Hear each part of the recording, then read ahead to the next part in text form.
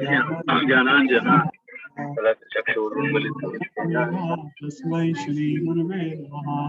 श्री चैतन्य मनोभीष्टं स्थापितं येन भूतले स्वयं रूप कदा मह्यं ददाति स्वपदान्तिकम्।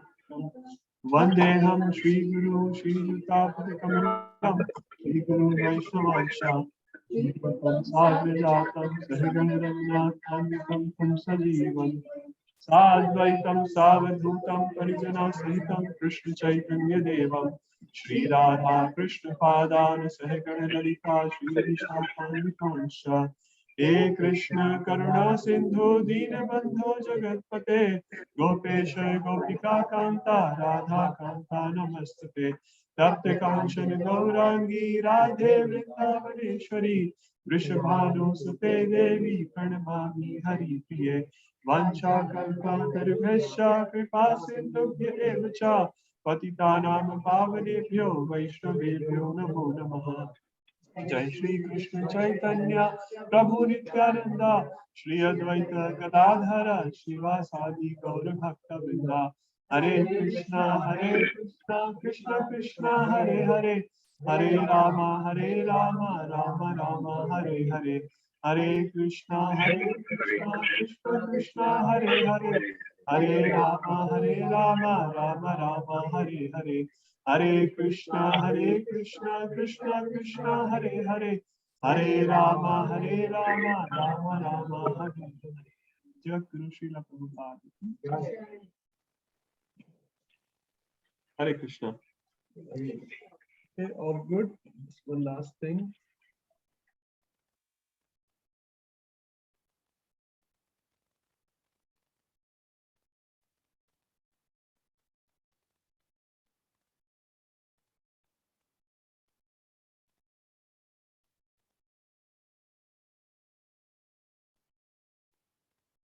You can't see everyone. Okay, hopefully Sumit Prabhu, you let me know if there are any questions because I'm on a different screen. No, Prabhuji, all good. There's nothing at the moment. Okay, how do you get rid of this one? Just from your screen, Prabhuji, just say okay. On one of the screens, you'll be having it. Yeah, I don't see it. That's the problem. Prabhuji, I'll tell you, if you can just do an alt tab on your system, you're sharing your screen, right? Yes, Prabhuji, I don't see that pop up at all. Okay, if you can press the escape button, Prabhuji. Yeah. It will come out of my word. Prabhuji, there's no such pop-ups. Prabhuji, if you stop sharing your screen for a minute.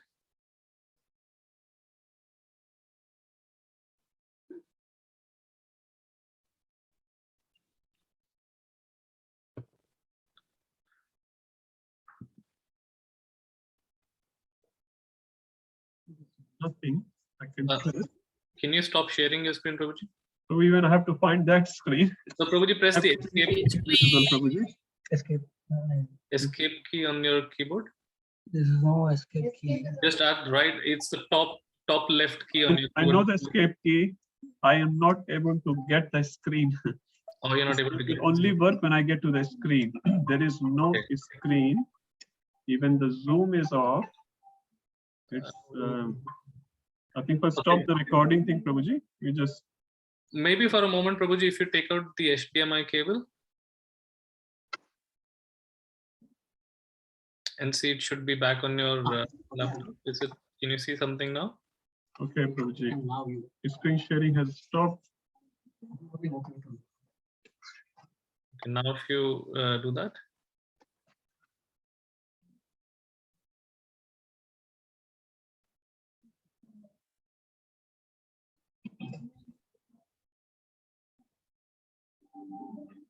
Okay. Okay. All good, Prabhuji? Not really. Okay, on the TV you can't see it. It should come up maybe from the remote again, because it's not showing on TV. I can see just from the source button on the.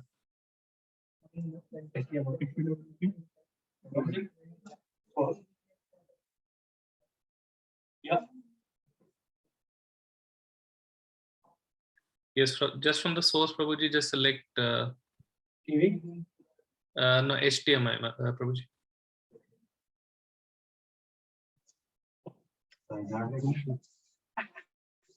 If you go back to the source and select HDMI,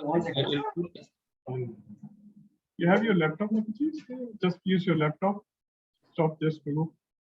Already wasted so much time. Stop the TV. It's just not worth spending that much time here. He's doing something, but okay. So if you can just bring the Zoom here. Okay, there's no TV today. You guys can see the screen, Prabhu? yes, Prabhuji, we can see it. Okay, just carry on. You can't waste so much time on this technicalities. Already half an hour lost. Okay. Okay, Hare Krishna. Sorry for the delay. Don't usually get involved in this technicalities ever. And it's just some. Anyway, if it doesn't work, just use your laptops or phones. We'll just stop. Okay. You have your laptop, so I think you can make it out. Ideally, if I could just see, just remove this. I don't want this. I think please do. Get the password. Take 5 seconds. Yeah. Okay, so Hare Krishna. We have done 2 sessions on Bhagavad Gita introduction. Today is the 3rd session, and we're planning to finish the review of the overview of Bhagavad Gita. And we will discuss all the 5 documents which we sent earlier. Sumit Prabhu sent probably a week ago or so. And then we can start chapter 1 today. So let's do a quick recap. Maybe I thought we can do the 5 PDF docs first because they are pretty important. Sumit Prabhu, do you have those 5 docs with you? Yes, Prabhuji. Can you share in your screen? It might be a little faster, Prabhu. Sure, Prabhuji. Just give me 1 minute. I'll bring them up.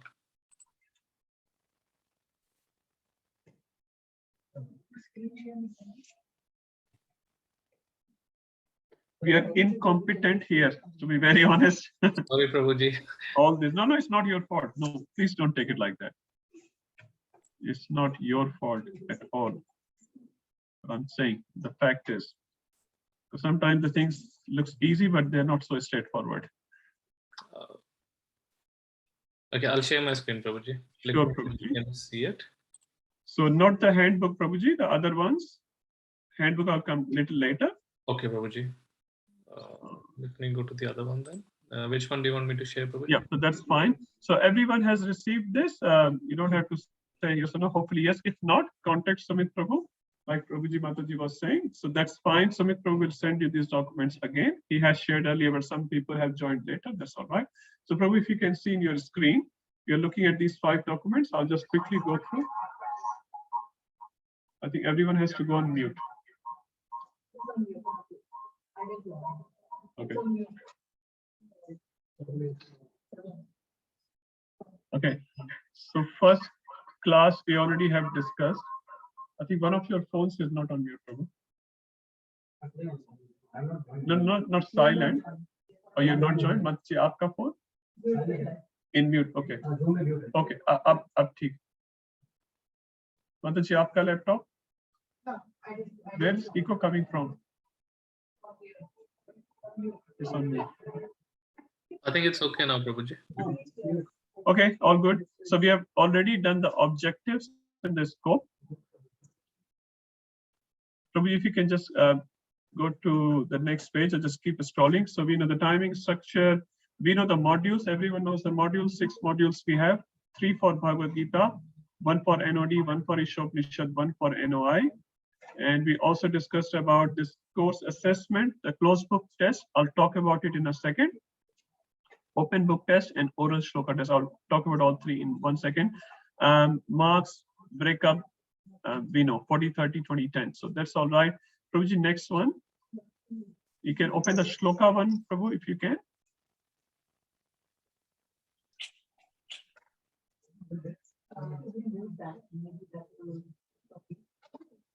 Sumit Prabhu? I Is can't there- hear you. Can you see it now, Prabhuji? Yes, Prabhuji, I can see. Prabhu, the Shloka handbook, not student handbook, the Shloka file. This Sorry. we will cover at the last because this is the biggest one. Sure, Prabhuji. Just give me 1 sec. No problem.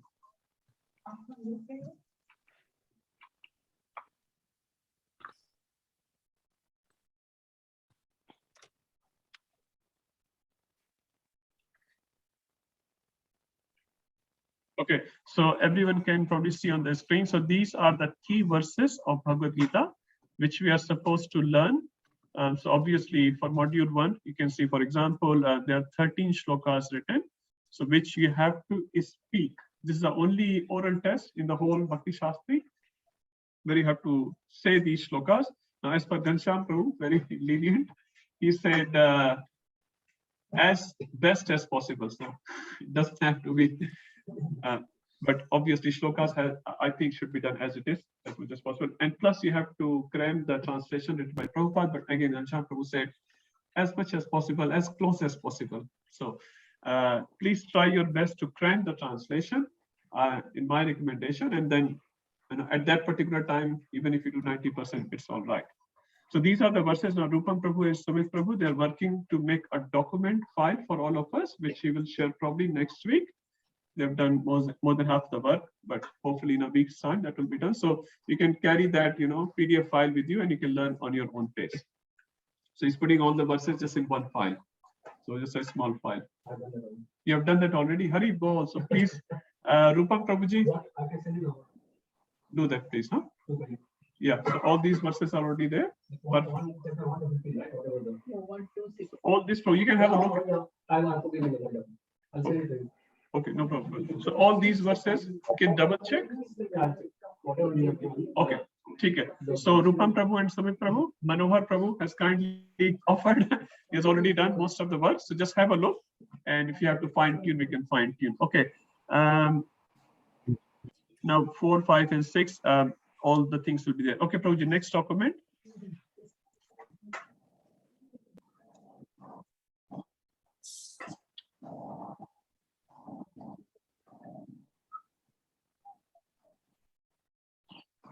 Okay, this is the outline of Bhagavad Gita. This is from Surrender Unto Me, which is by His Grace Burijan Prabhu.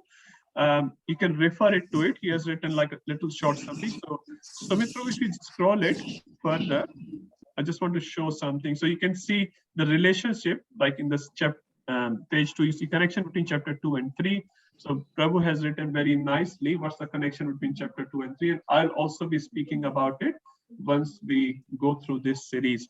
And he gives a little gist, like a 2-line, 3-line. You can see, 3.1 to 3.2 is this, 3.2 to 3.9 is that. He has written very, very nicely. So whenever we are going through the verses, it's recommended that you read this document. So for a particular class, it will only be like half a page or something. So it will give you a very good idea what's the flow for that particular chapter and for the series of those verses. So it's a nice document to be read. Obviously, it's not a part of your exam. Okay, Prabhuji, next one.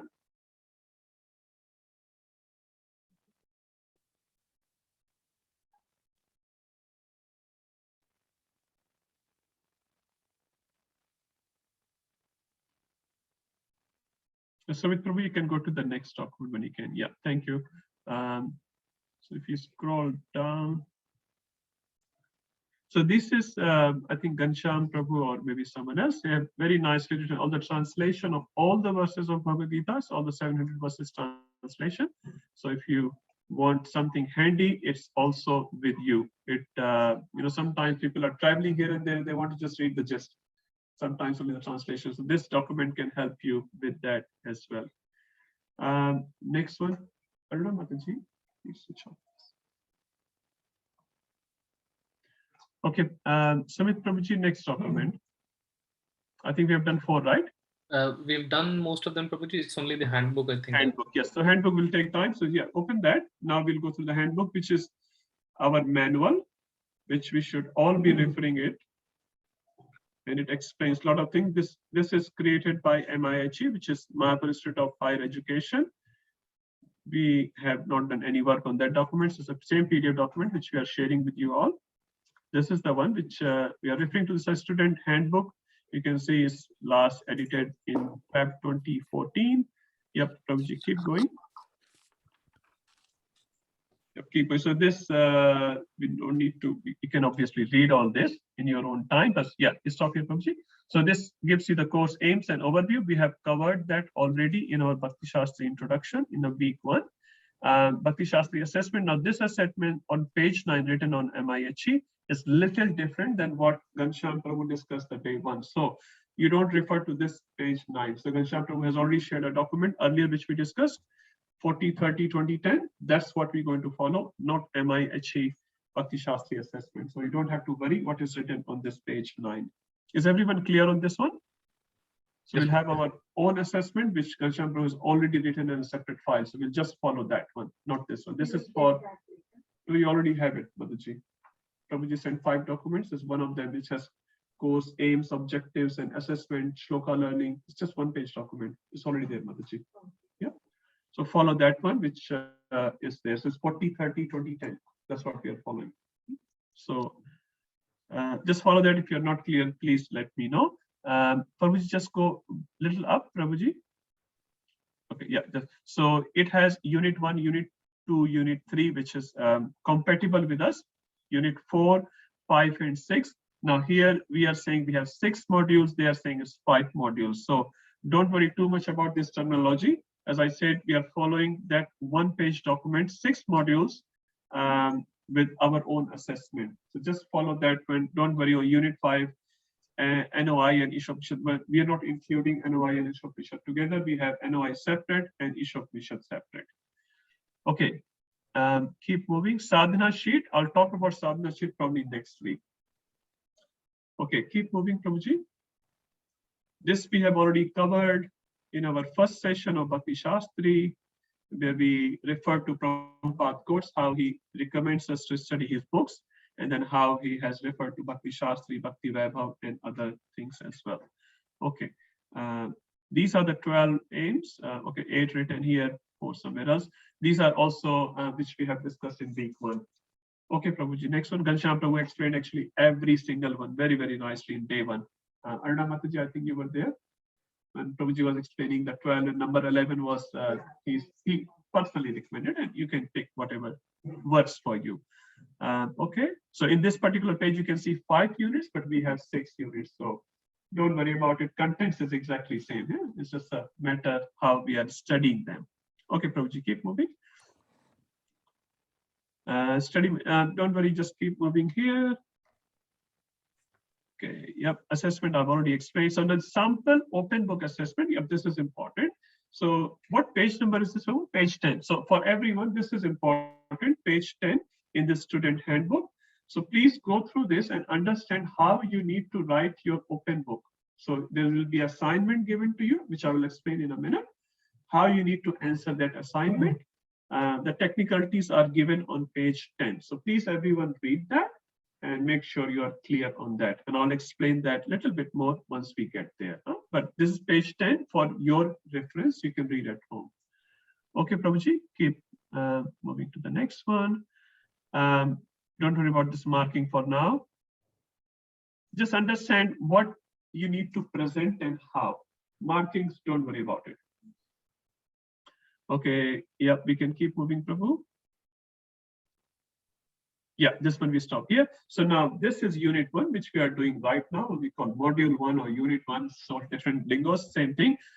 So this particular section gives you the breakdown of each chapter, like chapter 1, Arjuna Vishad Yoga, will start probably today.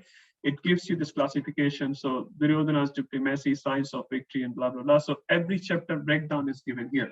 Now, just for everyone's information, this breakdown will differ from speaker to speaker, teacher to teacher. So this is not a standard which is meant by Vyasadeva. It's done by different devotees over the period of time.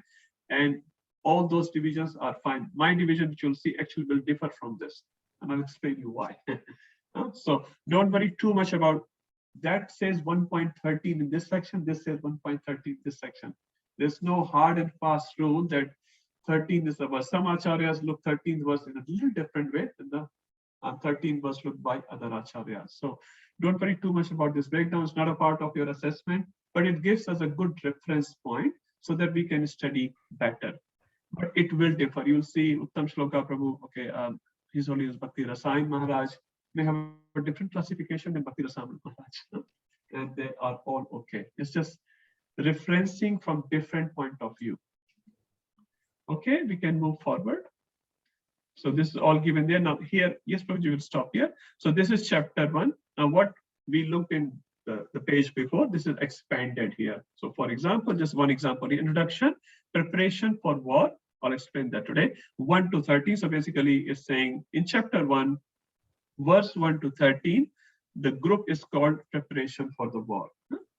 The second group, for example, signs of victory from 14 to 20. Third group is Krishna is Bhakti Vatsala. So these are all given. Some acharyas you will see has written 21 to 26. Here is written 27. It's all right. Don't worry too much about this one verse numbering here and there. There will be very slight differences. But one acharya will say, okay, we'll start the next section on 28. One acharya will say, we'll start from 27. It's all right. So don't worry too much about the numbering, but yeah, it gives a very good point of reference to read that chapter. So basically, for example, in this chapter, you see there are 4 sections. The first is preparation for war. Second is signs of victory. Third, Krishna is Bhakti Vatsala, and fourth is Arjuna's doubt. So like that, Sumit Prabhu, if you scroll to the next page, you'll see the classification in the chapter 2. And obviously, chapter 2 is quite big, 72 verses. So मला जरा surrender and to me देऊन दे ना. Hare Krishna, I request everyone if you can go on mute, everyone, unless you have a question. Thank you. So second chapter obviously has a similar pattern. So I'm just showing you the pattern. I'm not going to read it through to you. So this is done for unit 1, 2, and 3. So this very again good point of reference, and we'll talk about breakdown of each chapter in the beginning of the chapter and towards the end of the chapter. So we'll like give a summary of the chapter. We'll do the whole chapter. We'll re-summarize the chapter. Then we'll say what's the connection between chapter 1 and 2. And that may come from Bhurijan Prabhu's book. So like that. So we're trying to put all these things together. But don't worry too much about this numbering system. It will be very, very close, but sometimes you'll see there's little 1 or 2 differences, which is fine. Okay, anyone has any questions on this particular one? And then I'll move to the assessment part, which everyone is very interested in. So take it easy, even if you don't understand today, it's absolutely okay. I also don't understand. You can ask me. Okay. One question. Yes, Mataji. During the examination, when the questions are given, will it be told to ask whether it should be a short question or a Okay. I'll explain about the exam in a second. My question was, so far, if you have question, exam, I have not explained as yet. Huh? Okay, so Monam Samati Lakshanam, I hope everyone understands. Again, Prabhuji, as Mataji, if you don't understand anything, it's absolutely fine. You can ask me. I'll try to answer. If I don't know the answer, I'll try to find out the answer for you. Okay, Sumit Prabhu, if you go towards the end of this unit 1, which I think is page 19, if I'm not wrong. Okay, 19 is already passed. So Prabhuji, keep moving then. It says assessment. Prabhuji will see Sumit Prabhu, open book assessment and closed book. I just wanted to explain that one. Yes, Prabhuji, keep moving. It should be after. Yeah, this one here. Yeah, stop here, please. Thank you. So this is Sumit Prabhu has opened page 25. Page 25 in this document, which explains the closed book assessment. So for each chapter, for say chapter 1, there are 11 questions. For chapter 2, 33. Sumit Prabhu, is there any more on the next page? I can only see one page. Yeah. So the 33, for example, in the second chapter, third has okay, not 33. It's in a series. Anyway, so total for 6 chapters. Prabhuji, keep scrolling. I think you have 63 questions. So for each chapter, whatever, 10 questions per chapter, something like that, right? So this is a closed book assessment. What it means, okay, before I go there, so you need to do 1 chapter each month, basically. We are planning to do on an average. There may be some chapters faster and slower, roughly speaking. In 6 months' time, we'll finish the module 1, which is the 6 chapters of Bhagavad Gita. So you're supposed to finish 1 chapter, question and answer, in your own time at home, although it says closed book, each month, roughly speaking. I'll come to the exam in a minute. Prabhu, keep scrolling and I'll come back to these questions. Yeah, just stop there. Prabhu, go back. Open book where it says open. Yeah, is it open book? No.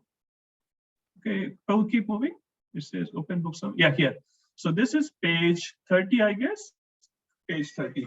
This is open book assessment questions. So you'll see there are 10 questions. So if you scroll to the next page, yeah, there are 10 questions altogether. These 10 questions are based on your understanding of the 6 chapters of Bhagavad Gita. Now, each question will only refer to one chapter, not cross chapters. Huh? And these are the essay type questions which everyone is supposed to write. You can pick 5 questions of your choice, any 5 questions. It doesn't have to be, someone likes 1 and 2 and 3, someone likes 11, it doesn't matter. Any 5 questions you can choose. Every month you have to write 1 essay and 1 chapter 1 from closed book. Is it clear? For every month, 1 assignment. Mataji, you look very blank. All good? Only 2 things are there. One is closed book exam, you pick 1 chapter. There you have to pick chapter 1, like we are doing chapter 1, so pick chapter 1. But you can do in advance. Most of the devotees know most of the things. You can do in advance, it doesn't matter. I will let you know right now, Mataji. I'm just explaining. Huh? Questions are given, Prabhuji. So questions are given. Here you can pick any 5 questions. Give me 1 with chapter 1, 1 with chapter 2, 1 with chapter 3, like that. Huh? And for 6 chapter, there is no assignment, basically. Any 5 questions you can pick. Give me every month one question from this essay type. And from chapter 1, 2, 3, you can give me 1. Okay. Now, what I was thinking, and it's an open question for everyone.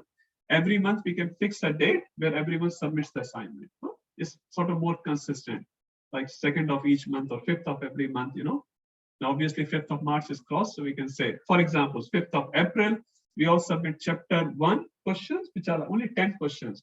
And most of them are like 2-liners, 3-liners. Huh? I don't want essay there. I only want answer there. But a proper answer. Huh? Don't go too much shortcut. Huh? If you know something, please put it. But no essay. This one is an essay type question, right? So this open book, which you see 10 questions here, pick any 1 question in the first month. Give me an essay. The essay length should be 750 words to 1,000 words. No less than 750, no more than 1,000. Which is only, I've actually counted 1.5 page of your A4 paper. It's not much. 1.5 page. It doesn't matter. It doesn't matter. You can do that or you don't have to do that. Yeah? Yes, Mataji. So all the 10 questions are based on first 6 chapters of Bhagavad Gita. But if you pick a question from chapter 5, for example, and give me an April, I'm happy with that. Huh? So it's totally up to you when you pick what. Huh? But we haven't yet covered chapter. Yeah, so I'm saying you will mostly pick up chapter 1 question, but I'm saying you don't have to, you're not restricted to. That's all I'm saying. I'm giving you more choices. You can pick chapter 1 question, up to you. You don't have to go in alignment with the classes. You can pick, chapter 5, you like that question, you can answer that question. I'm just saying. Now, totally up to you. You pick chapter 1 question or chapter 6 question, totally up to you. Any 5 questions you can pick up in 5 months, and you submit one essay every month. A4 page, 1.5 page. It's not too much. 750 to 1,000. I don't want more than 2,000 word essay. You write a whole PhD document. I don't want that. 1.5 to 2 pages maximum. And that will be like 1 page. So in 1 month, you have 2.5 page assignment. It's not so much. Huh? Pick anything. But there you have to write chapter 1, for example. If you're doing chapter 1, write chapter 1. Is it okay? Yeah. And they are short questions. There no philosophy needs to be explained. Yeah, if there's something explained in 2 lines, I'm happy with that. Some Sanskrit words are there. You are asked the meaning of that. Simple. So go to Prabhupada book. What Prabhupada is writing, you write the meaning. Simple. Huh? So simple answers there, and here 1 essay a month. Is that okay? And this will be assessed obviously on a regular basis. And these marks will be the part of your module 1 total overall marks, including your attendance. Yes, Prabhupada. You're not going to publish a mark for the group. No. I will tell your marks to you, Mataji's mark to Mataji.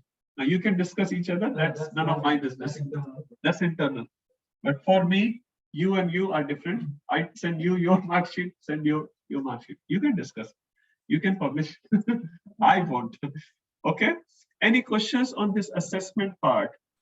Yes, Prabhuji. So, Yes, Prabhuji, What's the format of submission of these assignments and questions? What do you mean by format, Prabhuji? So do you want it in a document, Word document or something like Word, that? You want Word. handwritten? No handwritten, soft That's what- copy.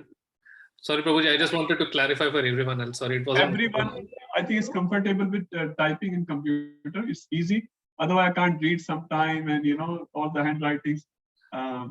If you, Can we email it to you? yes, Mataji, yeah.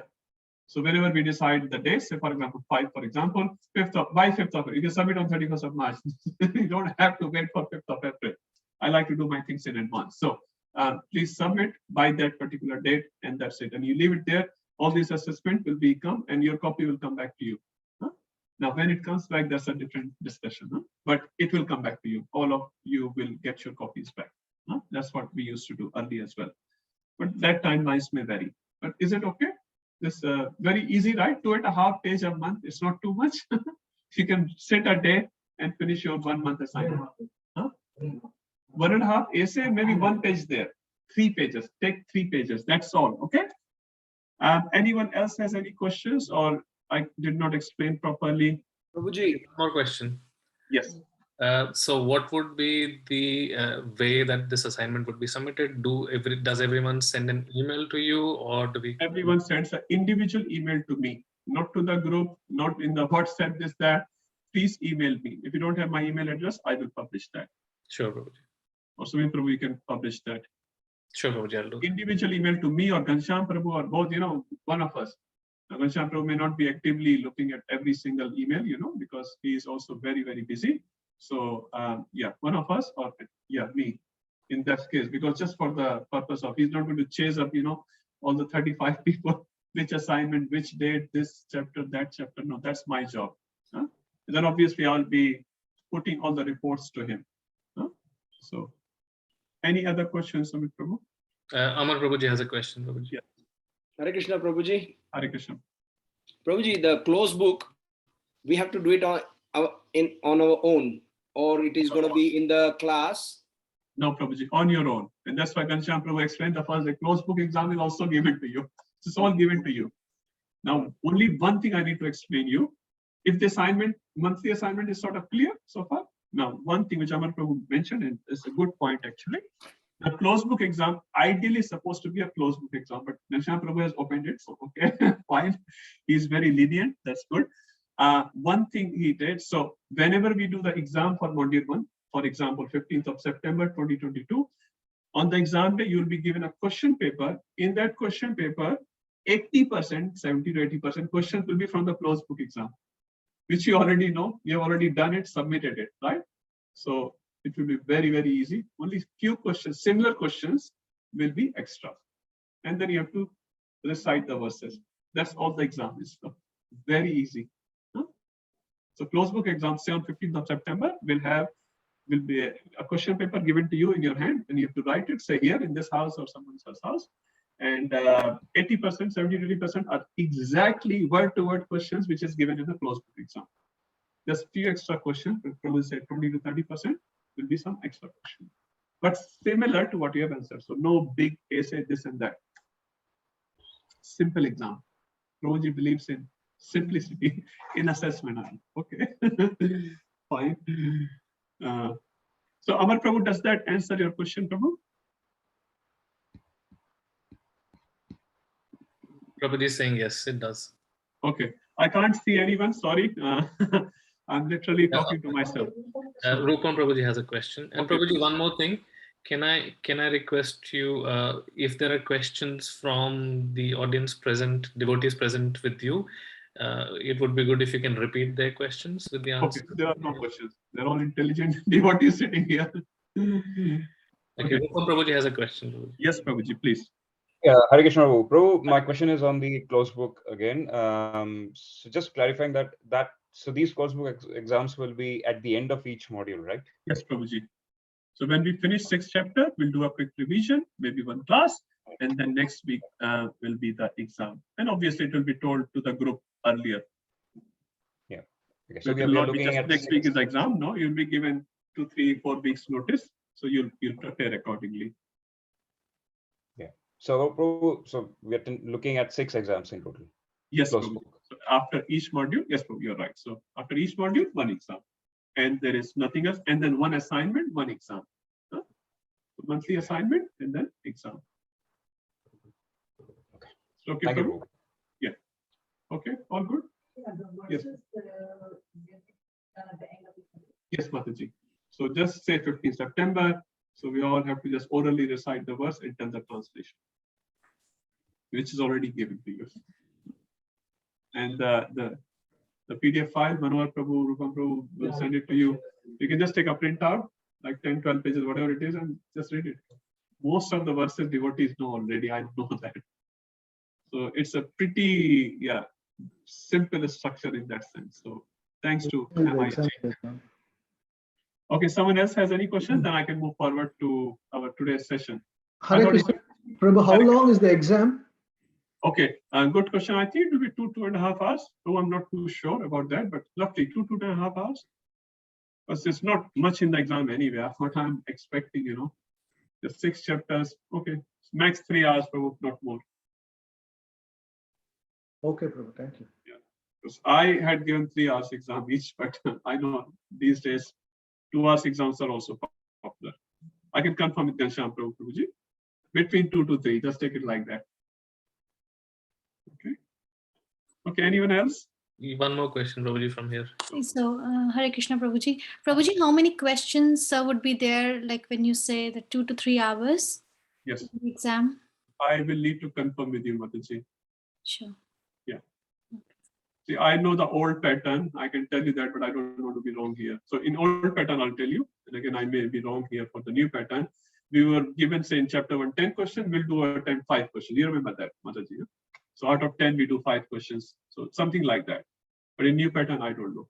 But the guarantee which Ghanshyam Prabhu has given, 70 to 80% of same questions. You already know the question paper right now. 80% question paper you already know. Today you know. So what better you can ask? Even if everything comes, you can just write. And only 2-3 liners are there. Not much philosophy, right? Not big things here and there. But I can confirm the time and all that. Some detail, but take 2 to 3 hours, not more. Okay. Not going to be a whole day exam. That's not the way. Max 3 hours. Prabhuji, one last exception question for myself, Prabhuji. No problem, So Prabhuji. if, let's say, on the day of the exam, Yes. a particular devotee is not able to attend, Okay. then I think let's not plan like that. We'll see when we get there. We're all humans, and obviously it may go unexpectedly. We'll see when we get there, but don't plan like that. okay, sure. The time Prabhupada was asked by a devotee, Prabhupada, if I make this offense, what's the resolution? So Prabhupada said, chant Hare Krishna. Then he said, Prabhupada, if I make that offense, what's the resolution? Prabhupada said, chant, Prabhupada, if I make that offense, Prabhupada was angry at him. He said, basically, you're planning to make offense and trying to contract it. So let's plan. We will all be present by Krishna's mercy. We'll all write together. It's a seva to Krishna. No one is getting anything out of that except pleasure of the Lord. So we'll try to do. And if Lord permits, we'll all come together and do that seva together. What's the big deal? If Krishna somehow will arrange something else, we'll see. I think there's no standard answer for that as yet, and there should not be any. Sure. Okay, anyone else? Last round. When the exam is done, Yes, this is 2 liner questions. Yes, Do we have the choices to be there? I think so, Mataji, I'll confirm that. As I said, old pattern, I remember. I don't know about that. I don't think so. It's just a simple exam, Mataji. I don't think so. I think so, Mataji. I'll double confirm. I don't think so. Because Prabhuji said it's a similar question. Similar means 2 liners. Prabhuji said. I don't think so, Prabhu. So it's going to be similar what is given here, Prabhu. That's what I'm following the word. He said similar. Similar means what is written here, similar. So Prabhu, he said it's simple, so just believe him. Prabhu, Sorry, can you repeat the question? Huh? What is the question, Prabhu?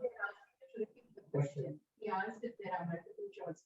So Manohar Prabhu asked, is there a multiple choice questions? And the answer is no. You just have to write this similar questions, whatever is given in the closed book exam. Okay, I think enough question answer. Let's move to our actual topic. Okay, if you have more questions, absolutely fine. You can ask. There's no problem. So I'll share my screen and then let's start today's discussion.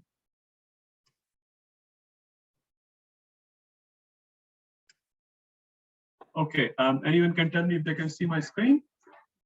Okay, I have no access to Zoom visibly. Yes, Prabhuji, we can see the screen. Invisibly, my computer is connected, which is good. Okay. So Sumit Prabhu, you can understand your presence, importance. No problem, bro. I'm just kidding.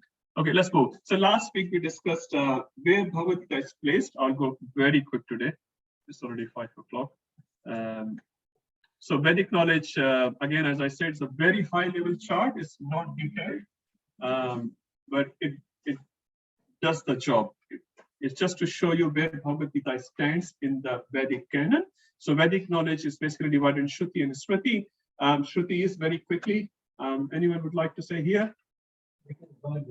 Which is read directly from God. From God.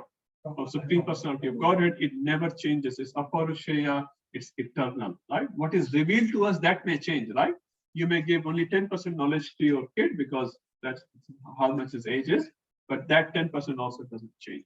Smriti is something which is heard by the sages and rewritten with their own experience with the past times, and that's valid because it's written by valid sages. Huh? I can't write, my book is also Smriti. No, that's not possible. Huh? So say Vyasadeva has written Shruti as well as Smriti. Huh? He has the authority. Huh? Shruti is considering Vedas, Upvedas, and Vedangas, and Smriti, we looked at 5 rituals, Sutras, Tantras, Pancharatras, Puranas, Itihasas, and 6 Darshanas. So, which one we are looking for our context is Itihas. How many Itihas books are given in this structure? 2, which is Ramayana and Mahabharata. And Bhagavad Gita obviously is a part of Mahabharata. So the place of Bhagavad Gita technically is within Smriti. But what's the definition, as Manor Prabhu said, of Shruti? Is spoken by God. Shri Bhagavan Vacha. That's why Bhagavad Gita is very, very special, because it is a Shruti amongst Smriti. Shruti amongst Smriti. Okay. Now, we discussed a little bit Mahabharata history. I'll not go in detail here. Vyasadeva, one important thing here, Vyasadeva is just not writing this Mahabharata, he's also part of Mahabharata. This is important. Mahabharata, Vyasadeva appears, he advises Dhritarashtra, he advises Duryodhana, he meets with Pandavas, he's actively participating. And that's significant. Why? Because you can say, oh, he's just an author. Sometimes someone else can write history of Australia or history of Colombia, whatever. He's not involved in the history, but here the author himself is involved and he's trying to change it, multiple things. So that's very interesting. And if you read Mahabharata nicely, you'll see his involvement is very significant. If he wasn't there, the whole Mahabharata will not work, because he is the father of Dhritarashtra and Pandu, isn't it? He gave those sons, Vidura, all came from Vyasadev's blessings. So his role is very significant. His advices, his instructions in Mahabharata, which he is writing himself, is very significant role. Okay, then we looked at 2 main aspects of Mahabharata. One is describing Krishna as a Supreme Personality of Godhead. And another aspect, we looked what incidents led to the Battle of Kurukshetra. So we can see pictures here. We all know this is a story. I'll not go there. These 2 pictures are important. If you look at the 4th picture, so you see the battlefield of Kurukshetra, which we'll talk today when we go to 1.1. Who is speaking Bhagavad Gita? Is Krishna and Arjuna. So they are having a conversation, but we don't hear from them directly. We hear from Sanjay and Dhritarashtra. So Bhagavad Gita is, you can say, on 2 levels. One is obviously between Arjuna and Krishna, and second is between Dhritarashtra and Sanjaya. And they are conversing, and that's what we are hearing. That's what Vyasadeva is presenting.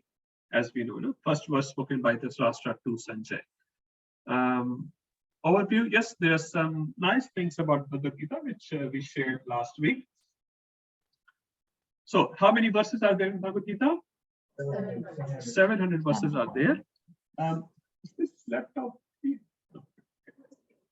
Yes, I wanted to see Zoom participants, if possible. I like to see who's attending. If that works, if it doesn't work, it's all right. So 700 verses of Bhagavad Gita.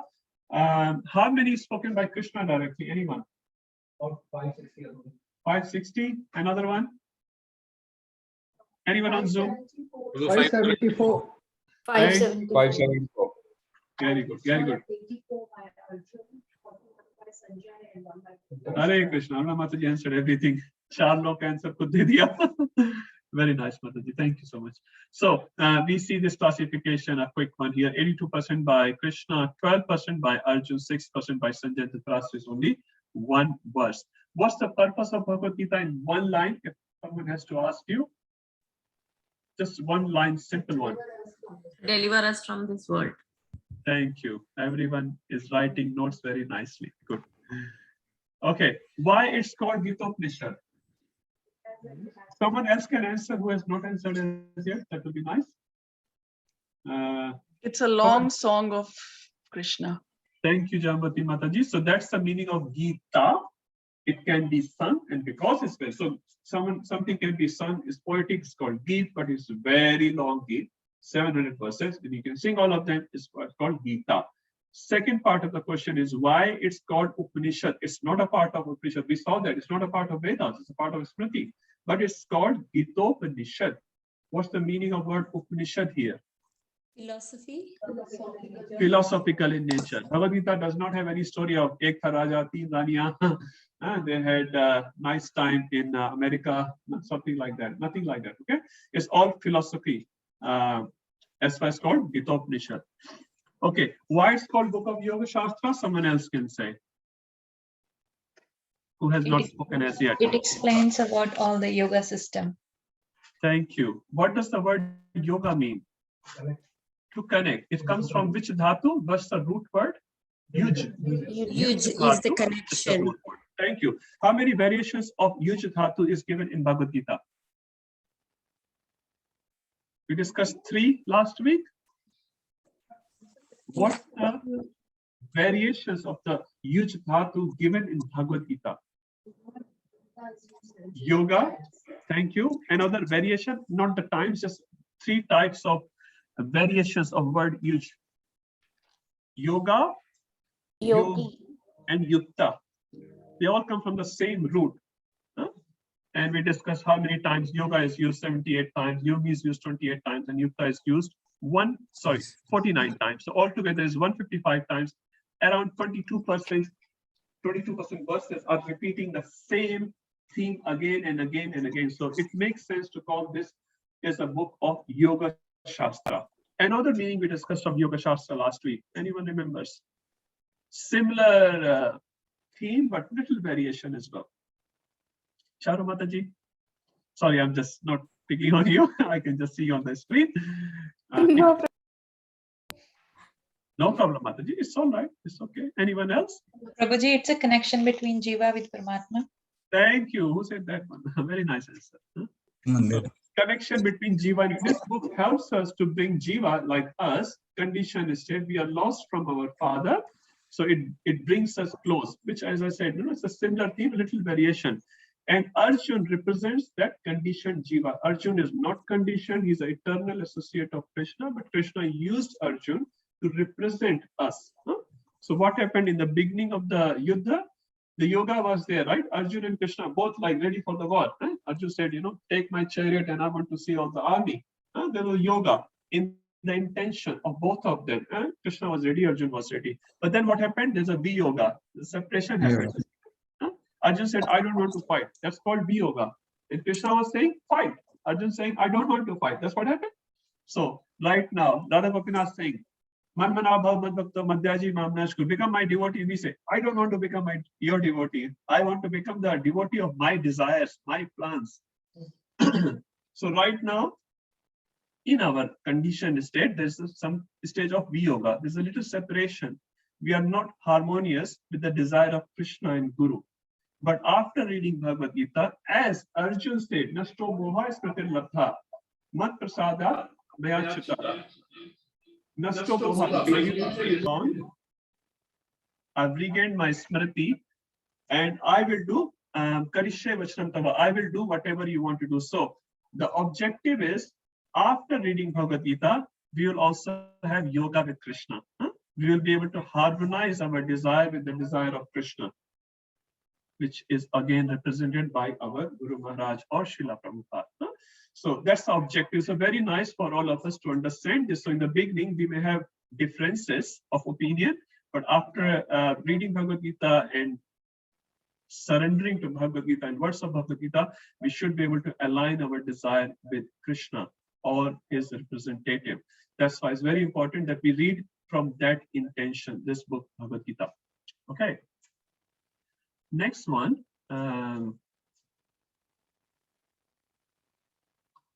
What are the yogas discussed in this book? Okay, someone can say. Karma Yoga, Jnana Yoga, Ashtanga Yoga, and Bhakti Yoga. Thank you so much. That was a good answer. Qualification to understand Bhagavad Gita. Someone else who has not spoken as yet. So one should be a devotee and also a friend, Sakha. And he needs to be non-envious. Thank you. And this comes from 4.3. Bhaktosime Sakha Cheti. Rahasya etat uttamam. Thank you, Prabhu. Topics of Bhagavad Gita. I want to know the context first before you tell me the answer. What's the context of this topics of Bhagavad Gita? Who has written this topics of Bhagavad Gita originally, which Prabhupada obviously followed? Baldev Vidyabhushan? Huh? Baldev Srila Baldev Vidyabhushan. Thank you, Prabhuji. So Prabhupada writes in aligned with Baldev Vidyabhushan. Baldev Vidyabhushan originally is giving 5 topics of Bhagavad Gita, which are Ishvara, Jiva, Prakriti, Kala, Prakriti, and Karma. Thank you. 2 classifications. Who will say? Ishwar, Jiva, Prakriti, Kal. What are the 2 classifications? Eternal. First 4 are eternal, and the second, which is Karma is non-eternal. Why karma is non-eternal? because karma can be changed. Thank you. Whatever karma we are doing, because we have a desire, if our desire is changed, karma will also change. Thank you. Everyone knows everything. I'm feeling so happy. My screen keeps going. Okay.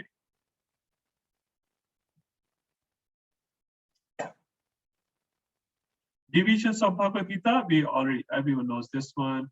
So 1 to 6, 7 to 12, and 13 to 18. So Karma Yoga, Bhakti Yoga, and Jnana Yoga. Now, one thing important to know here, and you'll appreciate Bhagavad Gita more by that, it's not a very fine division. That in Karma Yoga, there's no discussion of Bhakti.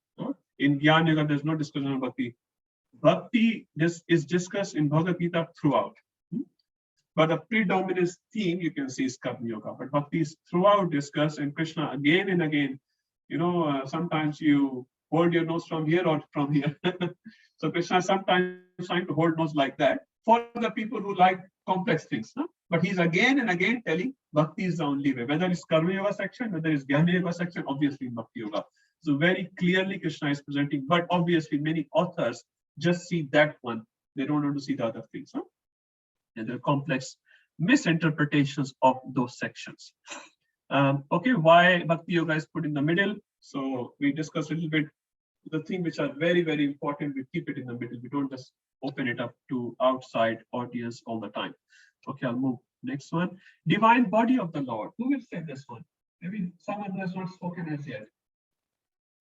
Try. It is chapter 1 to chapter 5 is the head of Krishna. And then from chapter 6 to chapter 10 is the arms of Krishna. Then from chapter 11 to chapter 15 is the chest. Chapter 16 is the stomach. Then chapter 17 to chapter 18 is the lotus feet of Krishna. Thank you, Mahasubra. But I'll correct myself. And what you said is correct. What I said, I was also a little confused because the slide was wrong. Anyway, I'll correct myself. This is a description from Padma Puran, chapter 1 to 5, as Mahamsa Prabhu said, is the divine head of Krishna. Chapter 6 to 15 is the arms of Krishna. So he has 10 arms in that form, and each arm represents one chapter of Bhagavad Gita. Chapter 16 is the stomach, and 17 and 18 are the lotus feet of Krishna. Okay, so that's the correct. Somehow I missed that last week. Chest is not described as a part of. So the stomach, chest area probably the same. The Bhagavatam obviously is different. Huh? We say 5 and 6. But actually Bhagavatam as well, there's no stomach. Huh? This is abdomen. Huh? Okay. Anyway, here it does not mention in the verse of Padma Puran about chest. It says stomach is chapter 16, because in chapter 16 is talking about, and 17, 18 is the feet. Okay, let's move forward to the last Gita Mahatmya. So who will explain that? Just the context of it, and then we go to the individual Gita Mahatmya. Shiva speaking to Parvati about the glories of each chapter. Which Purana? Padma Purana. Okay, so there's a section. I'm just repeating what Aruna Mataji said here because I've been told like that to repeat. So in Padma Puran, Lord Shiva is glorifying each chapter of Bhagavad Gita, and there's each chapter there as well. So for 18 chapters glorification in Padma Puran, there are 18 chapters, and each chapter glorifies each chapter of Bhagavad Gita. So for chapter 1, there's a glorification, chapter 2, 3, like that. So there are 18 chapters. Very nice conversation between Lord Shiva. You can find it somewhere. If you can't find it, I have it. And the second Gita Mahatmya, which we generally refer to when we speak Gita Mahatmya, is of Shankaracharya, who is again Lord Shiva. In a disguised form, you can say. He is still a devotee, pure devotee of Lord. He has also written verses in glorifying Bhagavad Gita. And I picked up 3 verses last week very quickly. Vishnu Pada Bhavapnuti Bhai Shokadi Varjitaha. Did I discuss these verses? Yeah. Did I? Few of them? Okay. Yes, Prabhu, you did. You did. Okay. Okay, so Bhai and Shok, who will tell the difference? This why I'm emphasizing on these words. You will get these words in Bhagavad Gita again and again. So if you know word meaning, it's nice to go like that. Who has not spoken as yet? Rasana Prabhu, Hare Krishna. Sorry, I just Bhai and Shok. Can you please explain the difference if you remember? Sorry, I'm not able to hear properly, Prabhu. Can you repeat the question? Okay, Prabhuji, my question was, if you know the difference between Bhai and Shok.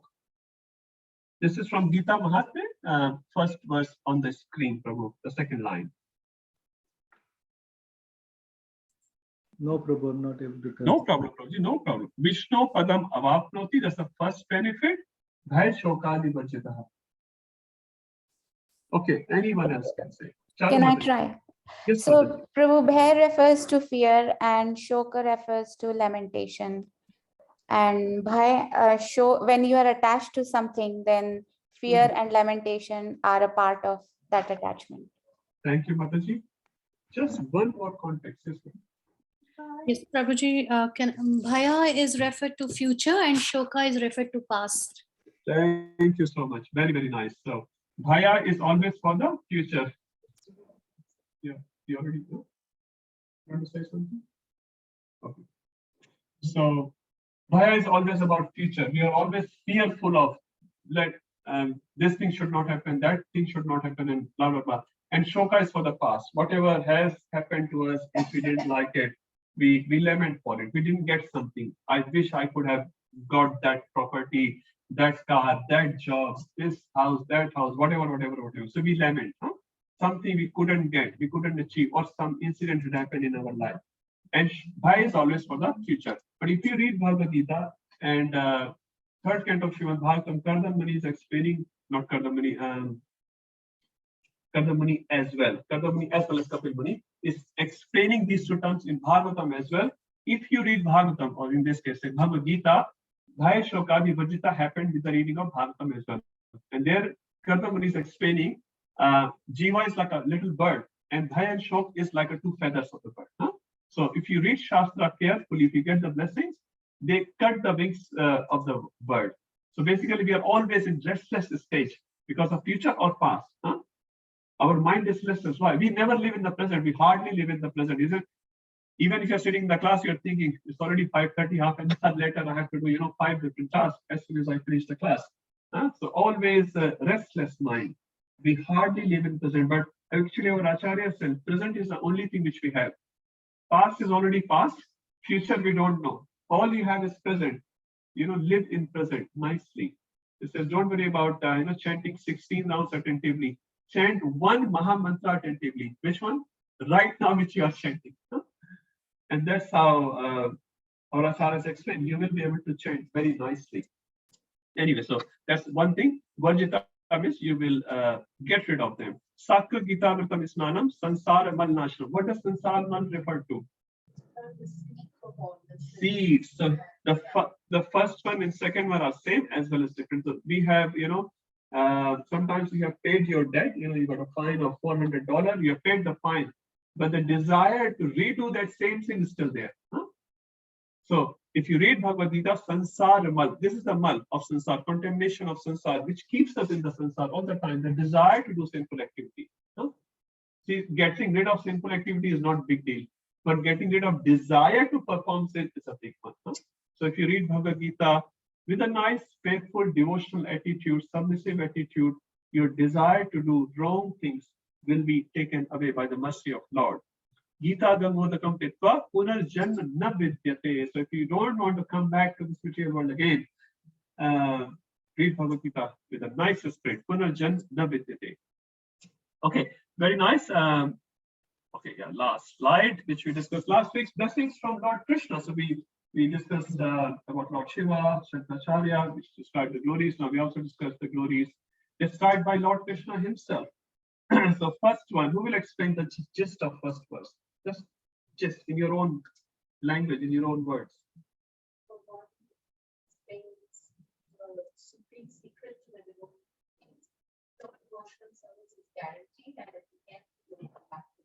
Thank you, Mataji. So, Mad Bhakti, so Abhidhashyati. Abhidhashyati means explaining. So, when you explain this knowledge of Bhagavad Gita, and Prabhupada said, as much as you understand, you don't have to become a bigger scholar. With a nice attitude, if you explain this knowledge to others, this verse says to Bhaktas, again, glorifying Krishna. Now, Bhaktas already know. Then we still discuss it again and again. So if you explain to them, Krishna promises, my pure devotional service is guaranteed. Bhakti mai param kratva. So param bhakti you will achieve. And then he glorifies that servant. Again, there is no servant in this world more dear to me than he, nor will there ever be one more dear. So the objective of this course, one of the objectives is, again, not formal, but we all read Bhagavad Gita very nicely and we understand it nicely. And then once we finish it, we explain to others nicely. And I'm sure many devotees are already doing it. And they have done it in the past. So they're very nicely expanding this knowledge to others as much as we understand. And the last one, if you say, I cannot explain to others, I just don't have that capacity. So Krishna says, no problem, 1870. And I declare that he who studies this, not talking about preaching here, sharing us with others, even if you study this sacred conversation of us, worships me by his intelligence. So do not think reading one page of Bhagavad Gita is a waste of time.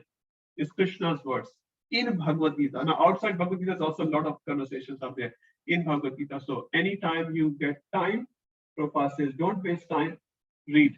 Read my book. So Bhagavad Gita, Bhagavatam, even one verse or half a verse can change our life. Okay. Now, before we move to the chapters of Bhagavad Gita, just a quick round. Anyone has any questions, doubts so far? Okay, all good? Sumandira Mataji, you went on unmute. All good, Prabhuji. All good, thank you so much. So all ready for the exam, huh? Right, Prabhuji. This is not a part of exam. Okay, chapters. Now, I thought I'll give you a little summary here. Don't worry about making notes at this stage. Just have a look. And when Maharaj came to Siddhi Temple, I'm just explaining a principle here. Very nice. Many years ago, 10 years ago, 12 years ago, I'm talking. So he was going to give a seminar on Srimad Bhagavatam in 7 days. I'll take the screen off, otherwise people start reading the screen. I think principle is more important. So Maharaj was explaining, I'm just repeating Maharaj's words as it is and as much as possible. So Maharaj was going to start Bhagavatam session. So he had 7 days. In 7 days, he had to finish the whole Bhagavatam. So overview of Bhagavatam in 7 days. That was something like that, the topic of the seminar. So Maharaj, in the very first day, in the very first sitting, he said, this book has 18,000 verses.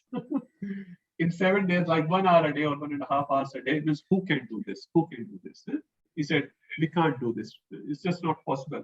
And he very humbly said, I only know a little bit of it. Maharaj said that. That is very nice humility of Maharaj. He's very knowledgeable. But he said, but whatever we will speak in next 7 days, whatever little bit, just relish that. Don't worry about covering this topic. We can't cover everything, right? Maharaj, you didn't cover that, didn't cover. He said, whatever we cover a little bit, based on what my understanding is, just relish. So similarly, Bhagavad Gita is also oceanic. I'll give you one reference to that of Prabhupada. When I heard that, I was very impressed. So once Prabhupada was asked, when he was about to leave this planet, he was sort of healthy a few months ago, something like that, in late 70s, he was asked this question: if you were given the opportunity to write more commentaries, you have written commentaries on so many books, right?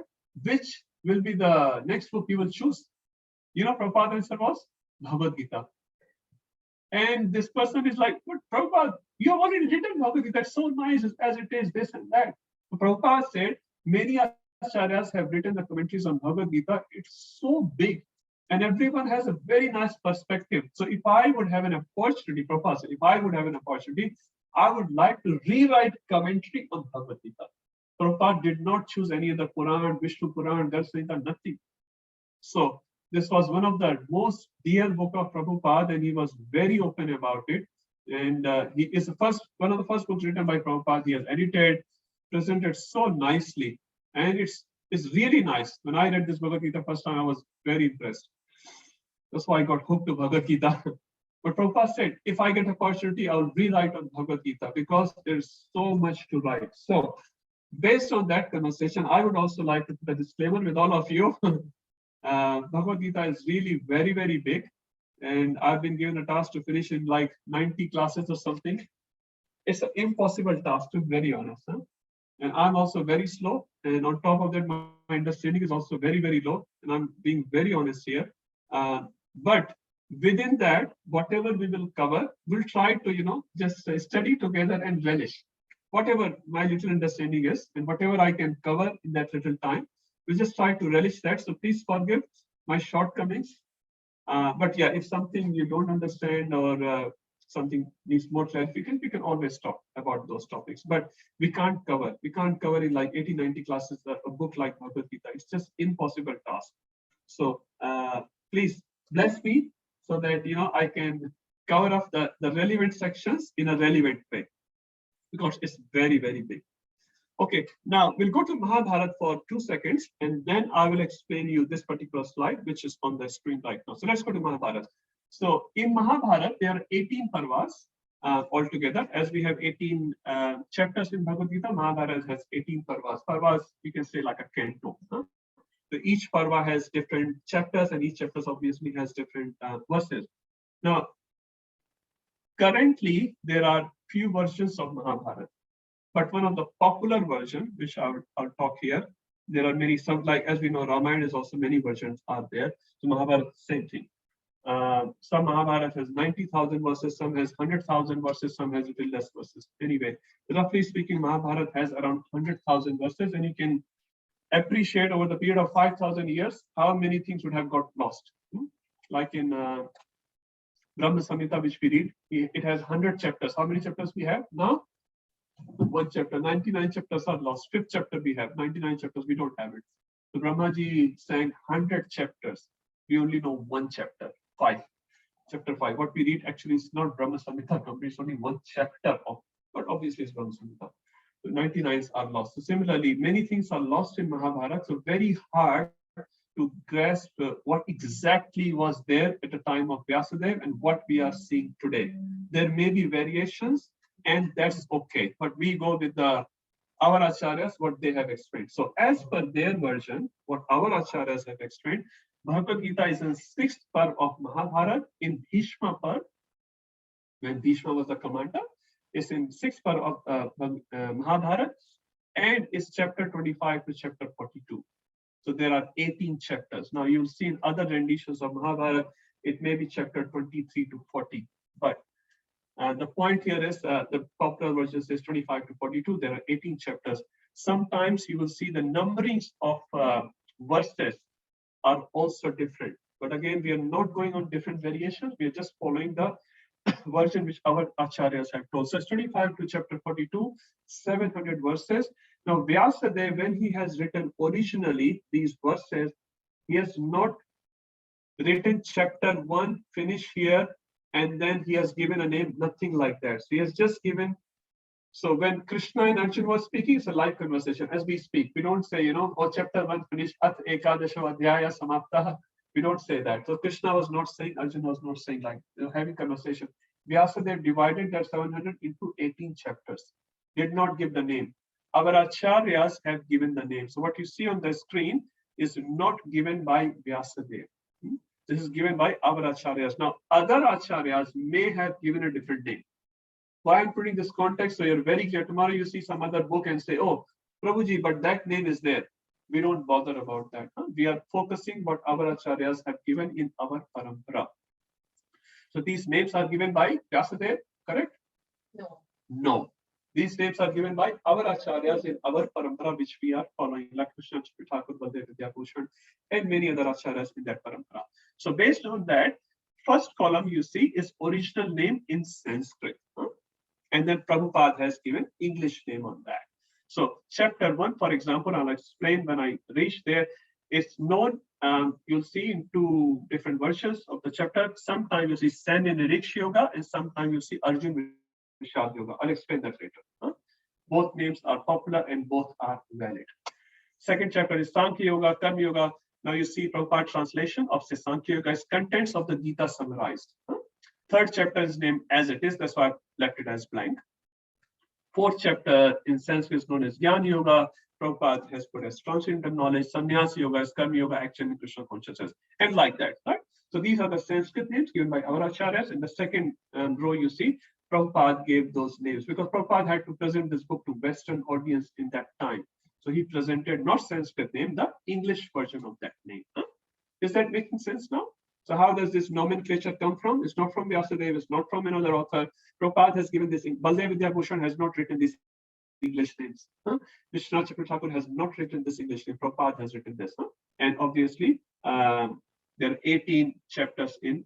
So only 2 chapters you see. Prabhupada has given chapter 3 and chapter 6 as Sanskrit names. The rest of the chapters, Prabhupada has changed the name again for the accessibility of the audience, so that audience can understand what this chapter is going to talk about. Okay, like second chapter, Prabhupada writes from Sankhya Yoga to contents of the Gita summarized. Right?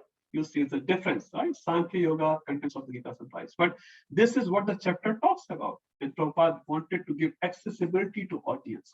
Like says Valmiki Ramayana is written in Sanskrit. But how many people speak Sanskrit or understand Sanskrit? Present time, 0. But when Ramcharitmanas came out, so many people could access the message of Ramayana. So Prabhupada Gita came out, Prabhupada made it accessible for the normal people. So is it all clear? Sanskrit name versus English name, where the Sanskrit name coming from? All good. Okay, let's move forward. Okay, I've written a little summary. I'd like to do little analysis sometime. So each chapter verse, how many verses are in each chapter I have given? Mataji, I'm sorry. I'm looking at the okay, next time. Let's continue. I don't want to interrupt. It's working today. If you could see. Yeah. So I've given how many shlokas are given in this series. You can see yellow, blue color, or purple color, something like that. There are total 700 verses. And the longest chapter is 18th chapter. The second longest is 72, second chapter. Second chapter is quite long. And you'll see 11th chapter is the third longest, 55 verses. Where's the 11th chapter? Yes, Vishwarup Darshan Yoga, Universal Form Prabhupada writes it. And there are many chapters. So roughly speaking, you'll see 40 verses in each chapter on an average. So module 1, which we're going to cover. 280 verses. So module 1 is around 280 verses, which is a 40%. So module 1 will take extra time. Be patient because it is longer actually. You can see on the screen. Because this covers 6 chapters, but in terms of verse numbers, they are actually, the second one is the lowest one. You can see 209. Third is also 212, same thing. So first one is 40% of the verses of Bhagavad Gita. And that's why first module always take a little longer. Any questions on that? So with Prabhuji, any collections of questions? No, Prabhuji, all good. All good. Thank you so much. Okay, let's move forward. Now we get into chapter 1. Okay, so I have blessings of all the Vaishnavas and Vaishnavis. I can start the Bhagavad Gita. Say Hare Krishna or give blessings or Hare Krishna. Hare Krishna. Hare Krishna. Hare Krishna. With the blessings of all your Vaishnavas and our Acharyas, we'll enter into Bhagavad Gita now. So after 3.5 weeks of discussion, we are going to attempt to enter into chapter 1. Now, before I enter into chapter 1, again, I like to give the context of the chapter. So this one here, let's go a little bit inside. Okay, let's go back. One second, I'll go back. I'll give a little context of the chapter and then we'll get inside the chapter. So this is first chapter of Bhagavad Gita. Prabhupada writes, title, I'm talking the title here, Observing the Armies on the Battlefield. If you go to the Sanskrit, it has 2 names and both are valid. This is given by our own acharyas. Sanya Niriksha Yoga. So many people will understand it's a very Sanya means armies, Niriksha means observing, and yoga is every chapter you'll see is suffixed by word yoga because this is a book of yoga. So second name of the first chapter is Arjuna Vishad Yoga. Many times you will see in our sampradaya, I'm not going outside, so when I don't say, you mean like that. So many times our sampradaya, you see Sanskrit name and they put Arjuna Vishad Yoga, not Sanya Yoga. Actually, both are valid. And Prabhupada personally has chosen Sanya Niriksha Yoga over Arjuna Vishad Yoga. Not that one is preferable and not the other one. Prabhupada has chosen that, and I'll explain you why. Okay. So Prabhupada has chosen the word Sanya Niriksha Yoga, which actually, so how many verses are there in the first chapter? Anyone can see on the screen? 46. Quite long chapter. You can divide this chapter roughly into 2 parts. First 26 verses talks about Sanya Niriksha Yoga. And second, around 20 verses talks about Arjuna Vishad Yoga. So basically, first 26 verses you will see is all about armies and about different warriors who are going to fight in that army. Second 20 verses talks about Arjuna's lamentation. So based on these 2 breakdowns, our acharyas has given name Sanya Niriksha Yoga or Arjuna Vishad Yoga. Many commentators have chosen to name first chapter as Arjuna Vishad Yoga. But Prabhupada has chosen the word observing the armies on the battlefield. Now, what's the reason behind it? Very simple reason. Prabhupada wanted to prepare audience to read what's inside the chapter. So what will prepare audience more than Arjuna Vishad Yoga is observing the armies in the battlefield, isn't it? That's where we start. And once audience understand, oh, we are talking some armies and some observations here.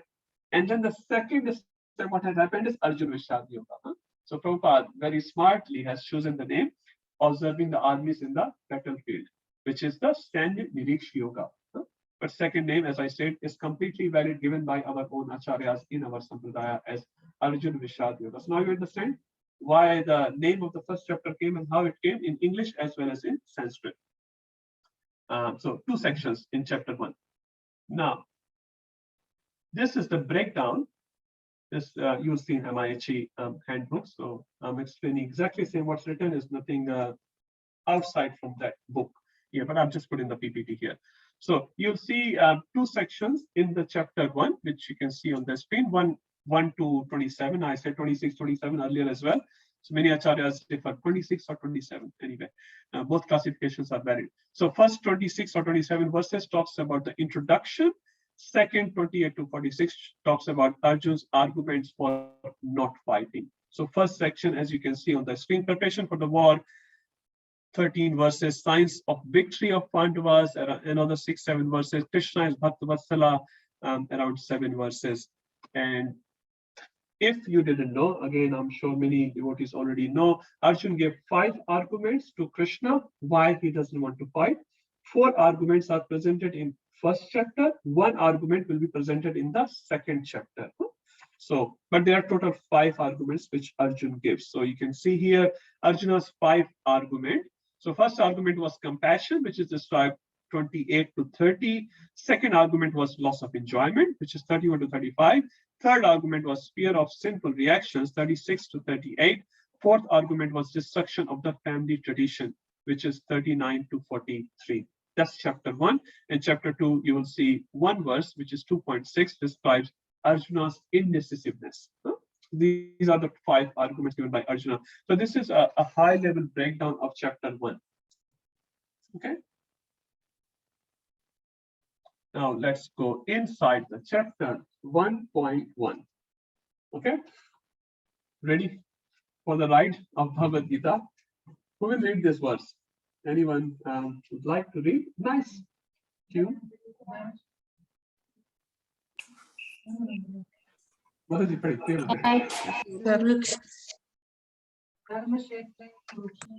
Dharmashetre Kurukshetre Samavetayu Mamakaha Pandavashaiva Kim Akurvata Sanjaya. Shastri said, "O Sanjaya, after assembling in the place of pilgrimage at Kurukshetra, what did my sons and the sons of Pandava feel desirous to fight?" So this is the first verse of Bhagavad Gita. As we discussed, this is the only verse spoken by Dhritarashtra in the whole Bhagavad Gita. And there's a background to this question. We'll go to the quick background of this question as well. So Bhagavad Gita is not a live broadcast. Anyone understands live broadcast? Live match, India-Pakistan, live match. Some football match, live match. We love live match because we want that excitement. Who's going to win the match? So this is not a live broadcast. It says Bhagavad Gita, which was spoken by Sanjaya to Dhritarashtra, was on the 10th day of the battlefield. So battle has already crossed 10 days, and this is re-spoken by Sanjaya on the 10th day. So battle lasted for 18 days. This is the 10th day we are talking. Now, obviously, original conversation between Krishna and Arjuna happened on the first day. That was on Moksha Ekadashi, before the beginning of the battle.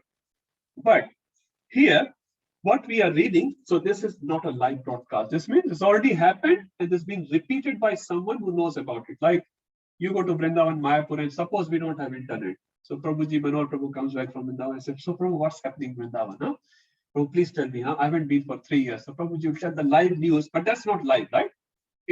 It's happened what he knows when he went to Vrindavan 3 weeks ago. And then he will expect, for me, it's live, isn't it? It's a fresh news. So for audience as us, we are not listening a direct live broadcast. The things have already happened, but because of the way things happened, this situation has come. So what brought this situation to come? We'll just have a quick discussion about that as well. I'm not going too much history of Mahabharata, but just 2 points which relates to our topic today. Vyasadeva, as I said, played a very significant role throughout the Mahabharata.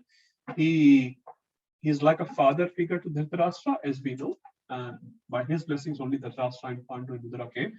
So he kept coming to Dhritarashtra and was trying to give him good counsel, that please don't engage in certain activities which will lead to war. And this he was doing long back. Anyway, nothing worked in his counsel. So finally, when the Yuddha was almost certain, then also Vyasadeva came and said, please don't do it. It will just involve the destruction of everyone. The whole dynasty is not only your sons, the whole dynasty will be destroyed. But Vyasadeva knew about it. But still he tried. As we know, like Valmiki also tried, but he could not save whatever he could not save. So Vyasadeva also tried. And he personally said to Duryodhana as well, don't fight with Pandavas. It's very irreligious. But obviously Duryodhana didn't listen. The Shastri kept saying, I don't want the war. That's what he said. Not that he meant it. I don't want the war, but Duryodhana wants the war. And he doesn't listen. Now, who has the political coronation at this stage. Dhritarashtra, he's the king. He has all the powers. But because he's attached to his son, Duryodhan, he is saying he doesn't listen to me. But hang on, you are the boss. If you want, my armies will not go. It's my army. One of my son doesn't listen, it doesn't matter. But because Dhritarashtra was very much attached, so it says he was not only physically blind, he was spiritually blind as well. He could not see what was coming through. Although he sort of sensed it, but he was still hoping that the inevitable will happen. What was inevitable? The destruction was inevitable. But he was still hoping my sons will still win. So in the inner chambers of his heart, he wanted his son to become the king. Yeah, he was the king for a number of years, and later on he wanted his son to become the king. So throughout his life, he did whatever he did. Duryodhan didn't listen to Vyasdev. Dhritarashtra also didn't listen to Vyasdev, although he never said no. What he said? Fault is on him, not on me. But actually, fault was on him in that sense, technical sense. Anyway, so Vyasdev obviously said finally to Dhritarashtra, okay, now what is going to happen? I can give you vision so that you can see the war. Now Dhritarashtra is pleased as well at the same time he is grieved. Why? He's pleased why he's able to see. But why he's grieved, he said, he thought about it. He said, I've never seen my sons in their life, right? I've never seen. Now they've already gone to the battlefield. Huh? They're already in Russia, Ukraine. Huh? So why I should see their death? So he was thinking that, and he knew in the very inner chambers, my sons are irreligious. Huh? He knew. But he was still hoping, hope against hope. We all have it. Huh? So he's still hoping my sons will be. So he thought, I don't want to see my sons dying. So he thought, okay, Vyasdevji, you give this vision to Sanjaya. Sanjaya was his trustworthy servant, and he could trust him fully. He was his driver, chariot driver. So he said, give this vision to Sanjay. So Sanjay, after Vyasdev left, said to Dhritarashtra, you want me to start? Now you got the TV, right? What do you do? Press the start button. What was Dhritarashtra's answer? There's no need. Our acharyas explained why he was not bothered about listening to the Kurukshetra war. Now this I'm talking just a day before war, day or two before, right? Very, very close. So the Shastri said to Sanjay, actually, don't worry, you go home and just relax. Sanjay said, all right, my boss, whatever you say. 10 days passed by, 9 days passed by, 10th day, Bhishma Pitama fell down. News came to Hastinapur. Now, till this time, what the Shastra was thinking, my army is big, I have Bhishma Pitama, I have Dronacharya, they are undefeatable, who can defeat us? That's what he was thinking, So he was confident that my son will win. And I'll just get the news, that all done, Pandavas finished. But then he got the news, first news, which was shocking news, Bhishma Pitama fell. When he heard that news, he got very, very scared. And then he called Sanjay immediately, come on, immediately. And then he said to Sanjay, Sanjay, I need your help today. What can I do for you? Please tell me from the very beginning what happened. Someone tells you a score, India all out at 20. If that happens, I don't know. 20 were all out. How come? There was Sachin there. Who's the famous player Mataji these days? Indian cricket team. Anyone knows? I don't know. Huh? Virat Kohli, huh? All out in 20 runs, all Indian team finished. You'll be surprised, right? So you'll be curious to know what happened actually, huh? Sachin kab gaya, Virat kab gaya, and whatever else kab gaya, huh? So this was requested Sanjaya to start from the very beginning. So you understand, now Sanjay is starting from the very, very beginning, the whole Bhagavad Gita, and that's where this context is. Now let's go to inside the verse. What this verse is saying. Dharma Kshetre Kurukshetre. Prabhupada has written very nice purport, and you can read on your own time. Prabhupada has explained very nice. It's a quite long purport as well. I'll explain just a few points. So Dharma Kshetre, what's the first word he had used? Dharma Kshetre. Dharma ka Kshetra. We can say Dharma will be cultivated there. Yes. Sorry, is it? Okay. Can you give me one example?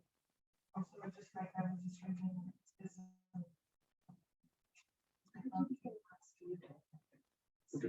Yeah. Just read the big one, Mataji, for now. Yeah. And We'll see what the little differences are. Sometimes just because of the limitation of printing ability, sometimes. I think it just says like, what did my son and the sons of the fathers be desires to find? I didn't find what they did, so like just Okay. some few words here. So it's from database. Yeah. I'll just do this. Let's use that. Yeah. Yeah. Okay. Nothing special for the devotees. We're just discussing some Bhagavad Gita versioning. Okay. So Dharma Kshetre, Kurukshetre. So Dharma Kshetra refers to a kshetra, a field of dharma, where dharma is predominant. Where is Dhritarashtra referring to Dharma Kshetra? To Kurukshetra. Now, what does Kurukshetra mean? So you can say kshetra, field is common word. One is called Kurukshetra, one is called Dharma Kshetra. Dharma Kshetra is the adjective of Kurukshetra. Like Kurukshetra is a Kuru ka Kshetra. Now, that also has multiple meanings. Prabhupada explains to you.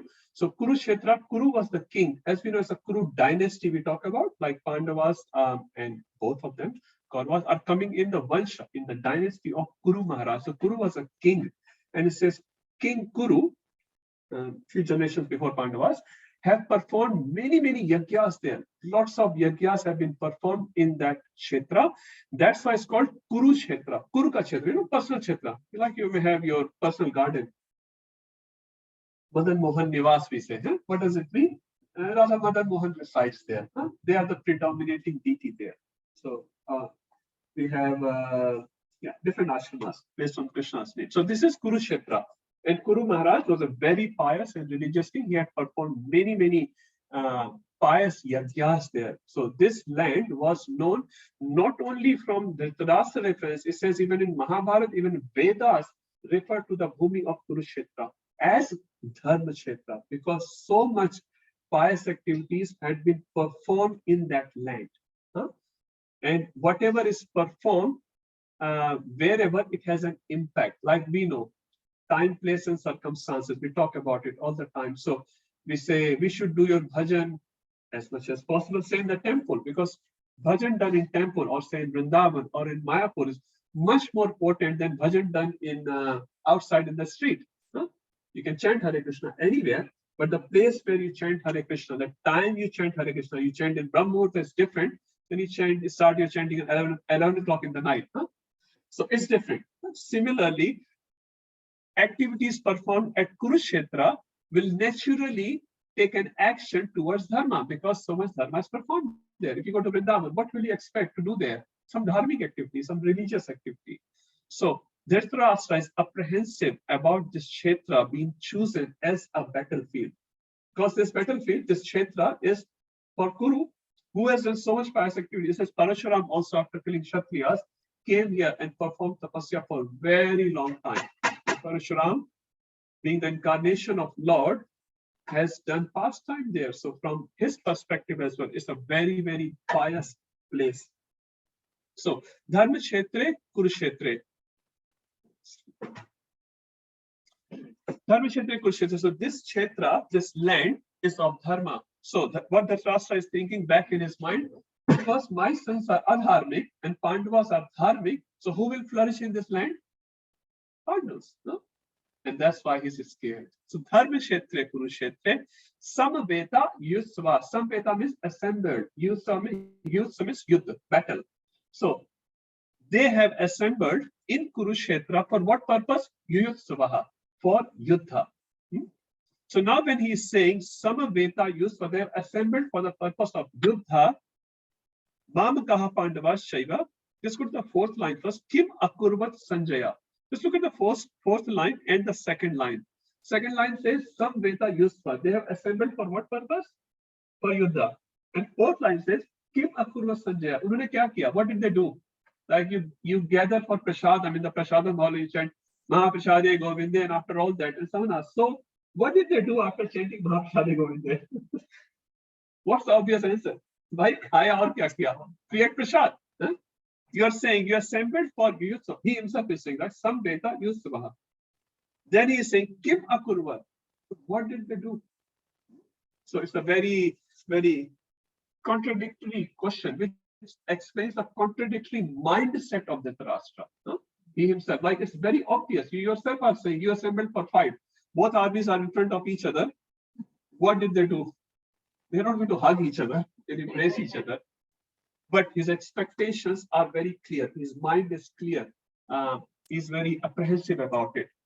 I think the reason why he asked that, I'm thinking that still in his mind, he still has that small feeling like the chance that the followers will be. Yes, Mataji, you're right. And that's why he's asking. Because default, you see, say Dharma Kshetra. Default, who will win? Dharma will win. Pandavas are dharmic. Default is right. But in his mind, he's thinking, somehow, I think my sons will win. So yes, you're right. That's what his contradiction is shown. So he knows what will happen, but still he hopes that will not happen. Hope against hope. Second thing which Acharya has explained, the fourth line will go. We'll come to the third line a little later. Kim akurvat. Kim means what did they do? Akurvat. Akurvat is in the past tense. Akurvat is the past tense. Kya kiya? What did they do? If you read the translation, what did they do? It has already happened.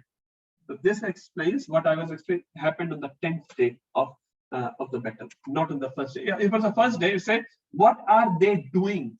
What are they doing? It's the first tense, no? Present tense. But it's a akurvat, very clear indication. People usually don't get it, and that's fine. Prabhupada writes it. What did they do? And that's the word, essentially, akurvat. Huh? Otherwise, kim karoti. Karoti means right now. Kya kar rahe hain? What are they doing right now? Huh? It's a live broadcast. You'll see in the kitchen, is Mohit Prabhu cooking the feast? Live broadcast. But kim akurvat, what did he do? Means last Sunday. what he was cooking last Sunday. Clear? Now let's go to the third line. Mamkaha Pandavas Shaiva. Mamkaha. Mamkaha refers to mine. And Pandava refers to the Putra of Pandu. So although, at least in his time, I'm talking the today's time is very different. But in his time, brother's son was considered as their own son. In that time, and even in India today, in many traditional families, they will not differentiate between the son of the brother and my own son. They will treat both sons equally. They will reward them equally. They will punish them equally because they have full right. Tauji, Chachaji, they will be treated as good as father. But you see, in Dhritarashtra's mind, he has attachment for his son, and he's separating other Pandu's son as separate party, as if they are not known to him. There's some inimical separate party. Mamkaha, my putras, Pandavaha. What did they do? Okay, so very nice verse. It has a lot of things.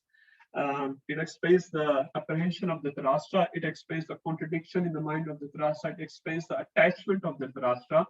And he actually tells the answer as well. Dharma Kshetra is the very first word. Dharma Kshetra. If I say rice Kshetra, what will be grown there? Prabhuji, you only said rice Kshetra. You said rice Kshetra means rice will grow. If you say wheat Kshetra, wheat will grow. In India, there are some belts. Only rice grows. If you plant wheat, it will not grow. It's rice field. In Assam and Bengal, other parts, rice grows. So, Dharma Kshetra, Kurukshetra. You understand this verse? Now, this verse and this question of Dhritarashtra is answered. Whom he is referring, whom is asking this question to? Sanjaya, right? Now, it's a duty of Sanjaya to respond the question of his boss. So he responds the question of his boss, Dhritarashtra in this case, in the last verse of Bhagavad Gita. What's the last verse of Bhagavad Gita? 1878. Jatra Yogeshwara Krishna, Jatra Patra Dhunurdhara, Ete Matadhavam Niti Moti Mamaha. Thank you very much, Prabhuji. Yes, I think Vinay Prabhuji, thank you. Very nice. So, Yatra Yogeshwara Krishna, Yatra Partho Dhunurdhara. So, what did he ask in the beginning question? What did they do? Basically, what was the intention of asking this question? Kaun jeetega? Who will win? So, Sanjaya will respond this question in the very end of the Bhagavad Gita, as Vinay Prabhu just explained. Yatra Yogeshwara Krishna. Wherever there is Yogeshwara Krishna, there is Archer, Supreme Archer Arjuna, Tatra Shri Vijay Bhutri. So that's where he said Shri and Vijay. Vijay is belonging to Krishna and Arjuna. So very, very clear message was given, but still Dhritarashtra did not listen. He could have actually stopped the war. Even this day, only Bhishma was lost. The rest of the army is all put, not all. Many putras were still remaining, but still he could not understand the message.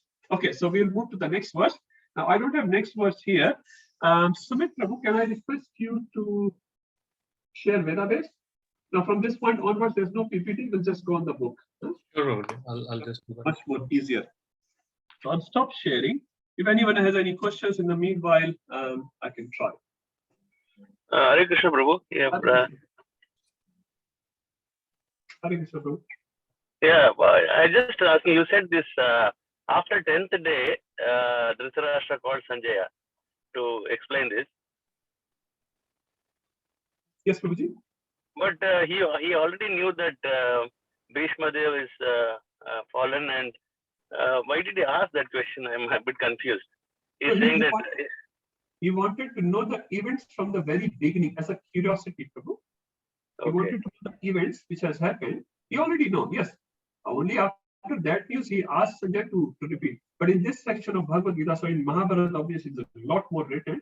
But in this Bhagavad Gita, Prabhuji, he is starting to ask the question from the beginning. Okay. He wants to know what has led to this. And then he said, okay, start from the very beginning, what has happened. So this section, what we are reading, this is not Mahabharata we're reading Bhagavad Gita. In this section, you see, he asked from the very beginning, and then Sanjay will explain the Bhagavad Gita, and obviously that conversation will end. In Mahabharata, you see a lot more explanations. No, but you told that assembled there, what did they do? But he knew already they already started fighting, right? So why did they ask that question? I didn't understand. He's presenting his question to Sanjay as if he doesn't know. He's presenting in that way and saying, Sanjay, you explain what has happened. Now, Vyasadeva Prabhuji in one sense has already told, if the war happens, Dharma will win, Krishna will win. And actually, the Shastra had told to even Krishna, when he came as Shanti Dut, I know Vasudeva, you have come to lighten the earth of the bed. I know what's going to happen. So Prabhu Dhritarashtra knew all that from his inner chambers already. But externally, they present like that. So they're asking a question to his secretary, Sanjay, what happened? Please explain. Okay. Yeah. He's just asking a simple question from that perspective. Many things he already knew, Prabhuji. The news came to him. He knew who Krishna is. He knew Krishna is Supreme Personality of Godhead. He knew that. Why he has come here. He knew Dharma will be wiped out from the earth planet. He knew all that. But because of his attachment, he could not act on those advices. Okay. Thank you, Prabhuji. Krishna Prabhuji, can you see my screen? 1 second, Prabhuji. Here is your screen. Prabhuji, you have gone to Vedabase, Prabhuji, vedabase.com? Yes, Prabhuji. Let me do it again, Prabhuji. Okay, yes, I think, Prabhuji, I could not see that. Yes, Prabhuji. Yes.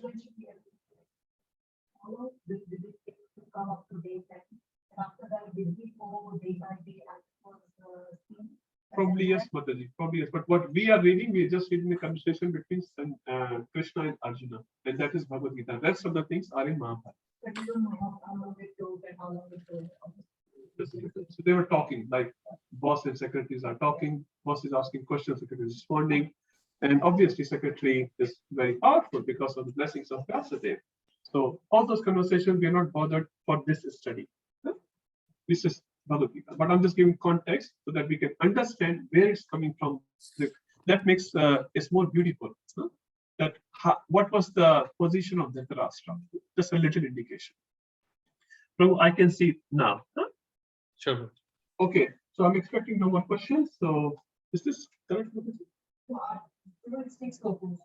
Oh, perfect. Now I can see from here. Yeah. Okay, we'll do few verses and then we'll start next week straight from forward. Okay, so second, someone would like to read? Anyone? Sanjaya Uvacha Drishtva tu Pandavanekam Vyudam Duryodhanastada Acharyam Upasangamya Raja Vachanam Abravir.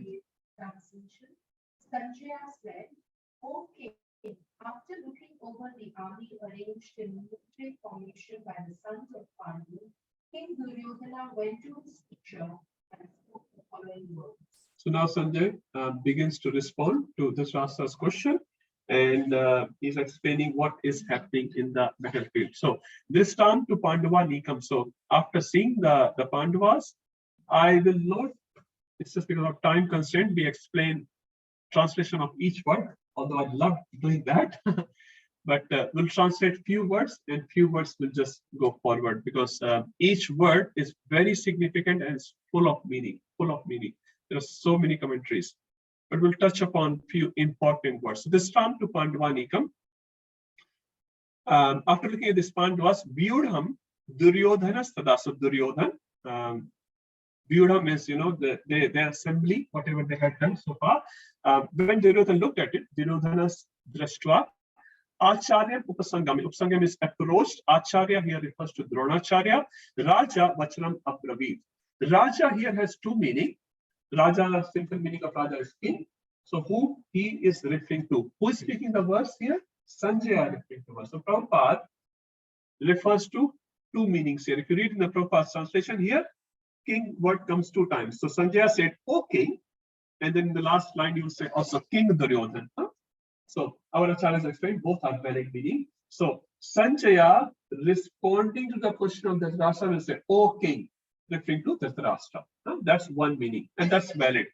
And some places you will only see one king is used in the translation. Both are okay. So Sanjay speaking to Dhritarashtra saying, "O king, this is what has happened." No? So you refer to your boss. "Yes, my dear boss, this is what happened." So that's one reference. Second reference is given for Duryodhan as Raja. Now Duryodhan is not Raja. Duryodhan is not the king. King is who? Dhritarashtra. But because Duryodhan is acting on behalf of Raja in the battlefield, he is the leader, isn't it? Although he's just a prince, but he's acting on behalf of Dhritarashtra. He can also be referred to as king in the battlefield. So here the Raja word refers to two things in that. So Acharyam, so this Raja, so Duryodhan Raja, approaches Acharya, which is Dronacharya, Vachanam Abravid. He approached Dronacharya and said few words. Okay, move to the next one, Prabhu. There's not much philosophies in this verses, but there are a lot of pastimes actually. We just don't have time to cover those pastimes. But where the philosophy will come, I'll try to explain. Someone else? Mataji, Pashetam Panduputranam Acharya Mahitim Chamu Vyudham Drupada Putrena Tava Shishena Dhimata.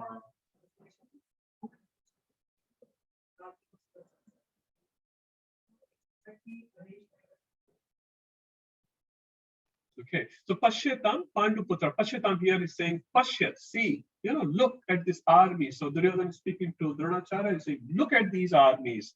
Panduputranam. Hey Acharya. So second line, Acharya, mighty means Mahan, Vishal, very big armies of Pandus.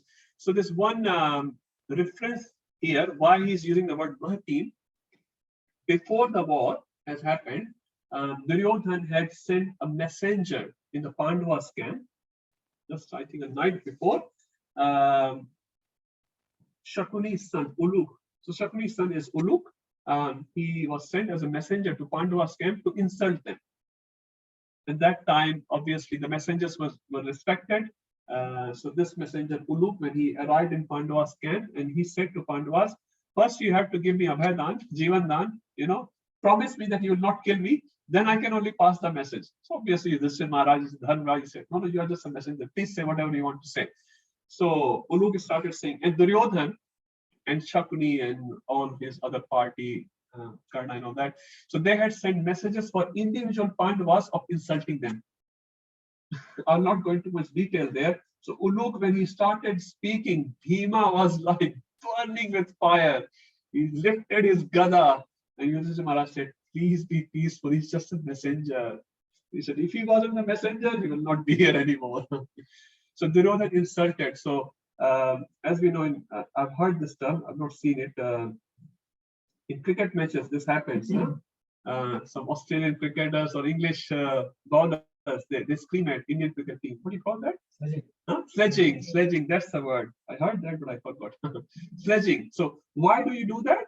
To put their morale down. So although they are very expert in their field, you put their morale down. So before the battle, what you do? You put the opponent party down. So he doesn't have as much strength to fight, although he's very expert. So Duryodhan was very politically expert. So he sent this messenger, and he knew Yudhishthira is, Dharmraj, so he will not kill him. Although the messages were burning like anything. He was calling Arjuna as Unuk and Bhima as coward. So Bhima can't hear those words. He's Bhima.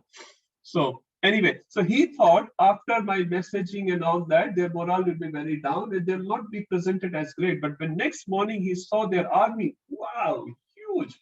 He wasn't expecting that much actually. So he said, Mahitin Shabum, look at their great army.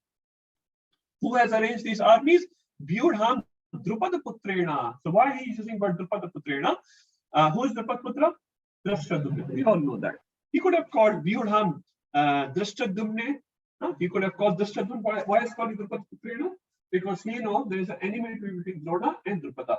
And he wanted to sort of entice the anger of Drona at that particular moment so that he will fight with more enthusiasm, with more zeal, and he thinks like they are my enemies because Duryodhan clearly knew Bhishma and Drona has very soft heart for Pandavas for all the good reasons. So because of the soft-heartedness, they may not fight with their full zeal. So he wanted to entice some anger, entice some past enmity. So when he brings up, now I will fight with them. So he is using the word very politically. So these are the political techniques which you can see of Duryodhan.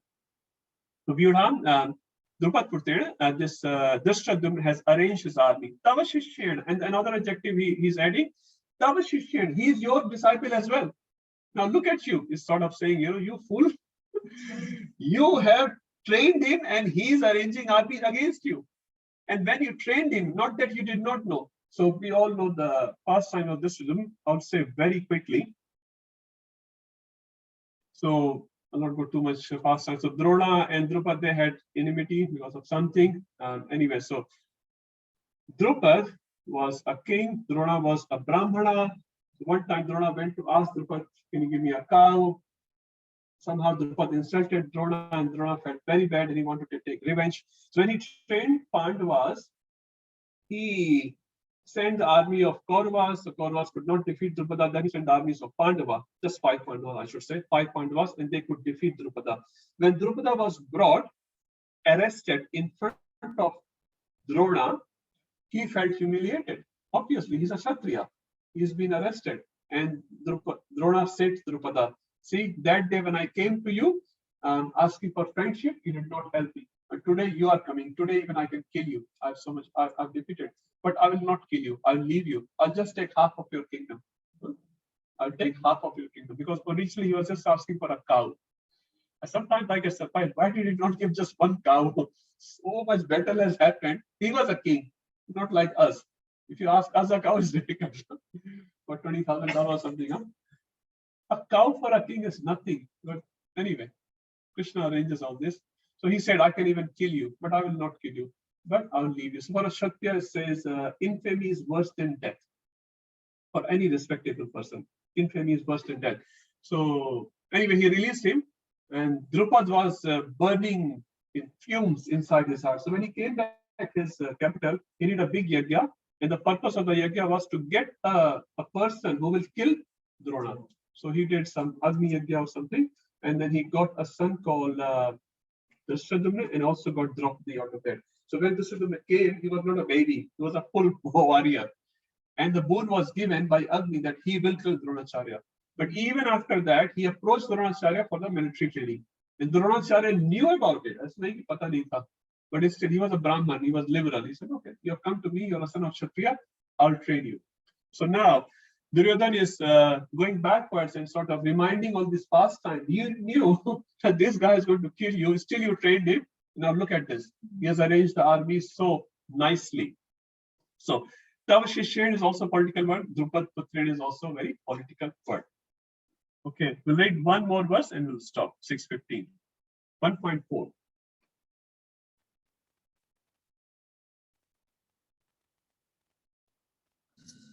Anyone in this room? So I can ask someone on the Zoom. Atra Shura Maheshasha. Atra Shura Maheshwasa. Bhima Arjuna Samajudhi. Bhimarjun Samayudhi. Jujudhana Vitarasya. Yuyudhana Vitarasya. Drupadasya Maharatha. Drupadasya Maharatha. Prabhuji, translation as well.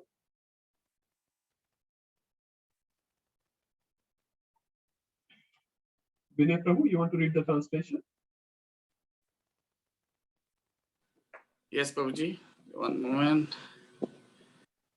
Here in the army are many heroic bowmen equal in fighting to Bhima and Arjuna, great fighter like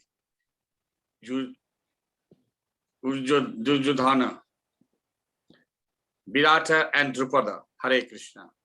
Thank you, Prabhuji. So, in continuation of the previous verse, it says, my team chose this big army. Who are the great warriors? Atra Shura Maheshwasa, Bhimarjun Samayudhi, Yuyudhana Virata, Drupada, Maharatha. So, he's naming few major ones. So, Bhima has been mentioned. Why Bhima is mentioned first? Our acharyas explained because Bhima is the first enemy for Duryodhana, isn't it? Now, Bhima is not the king. Who is the king? Yudhishthira. Now, Yudhishthira is not mentioned here at all. So, in general, in Pandava's army, there's only two main targets for everyone. Who are they? Bhima and Arjuna. If they are out, yes, we can manage them, no problem.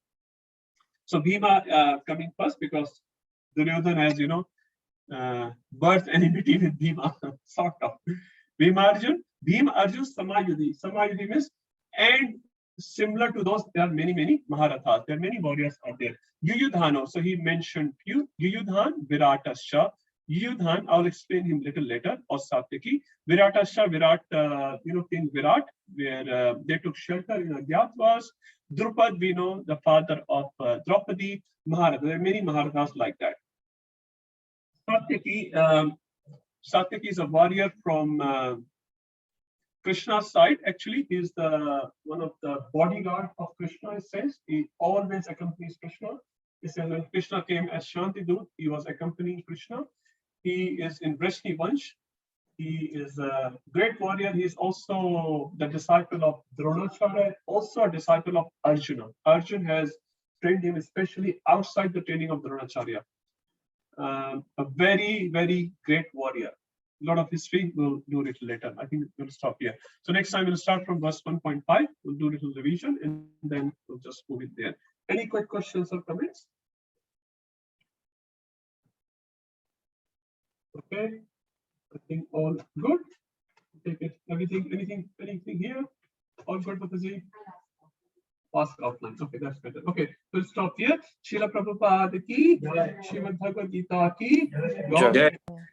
Just one thing before you guys go, just one request from everyone. Next Friday is Gaur Purnima. Most of you know about it. So if possible, not only visit temple, please come for help. There's a lot of help needed in the kitchen, in the decoration, in security, cleaning. So wherever possible for any one of you, for how many hours, 1 hour, 2 hours, please come.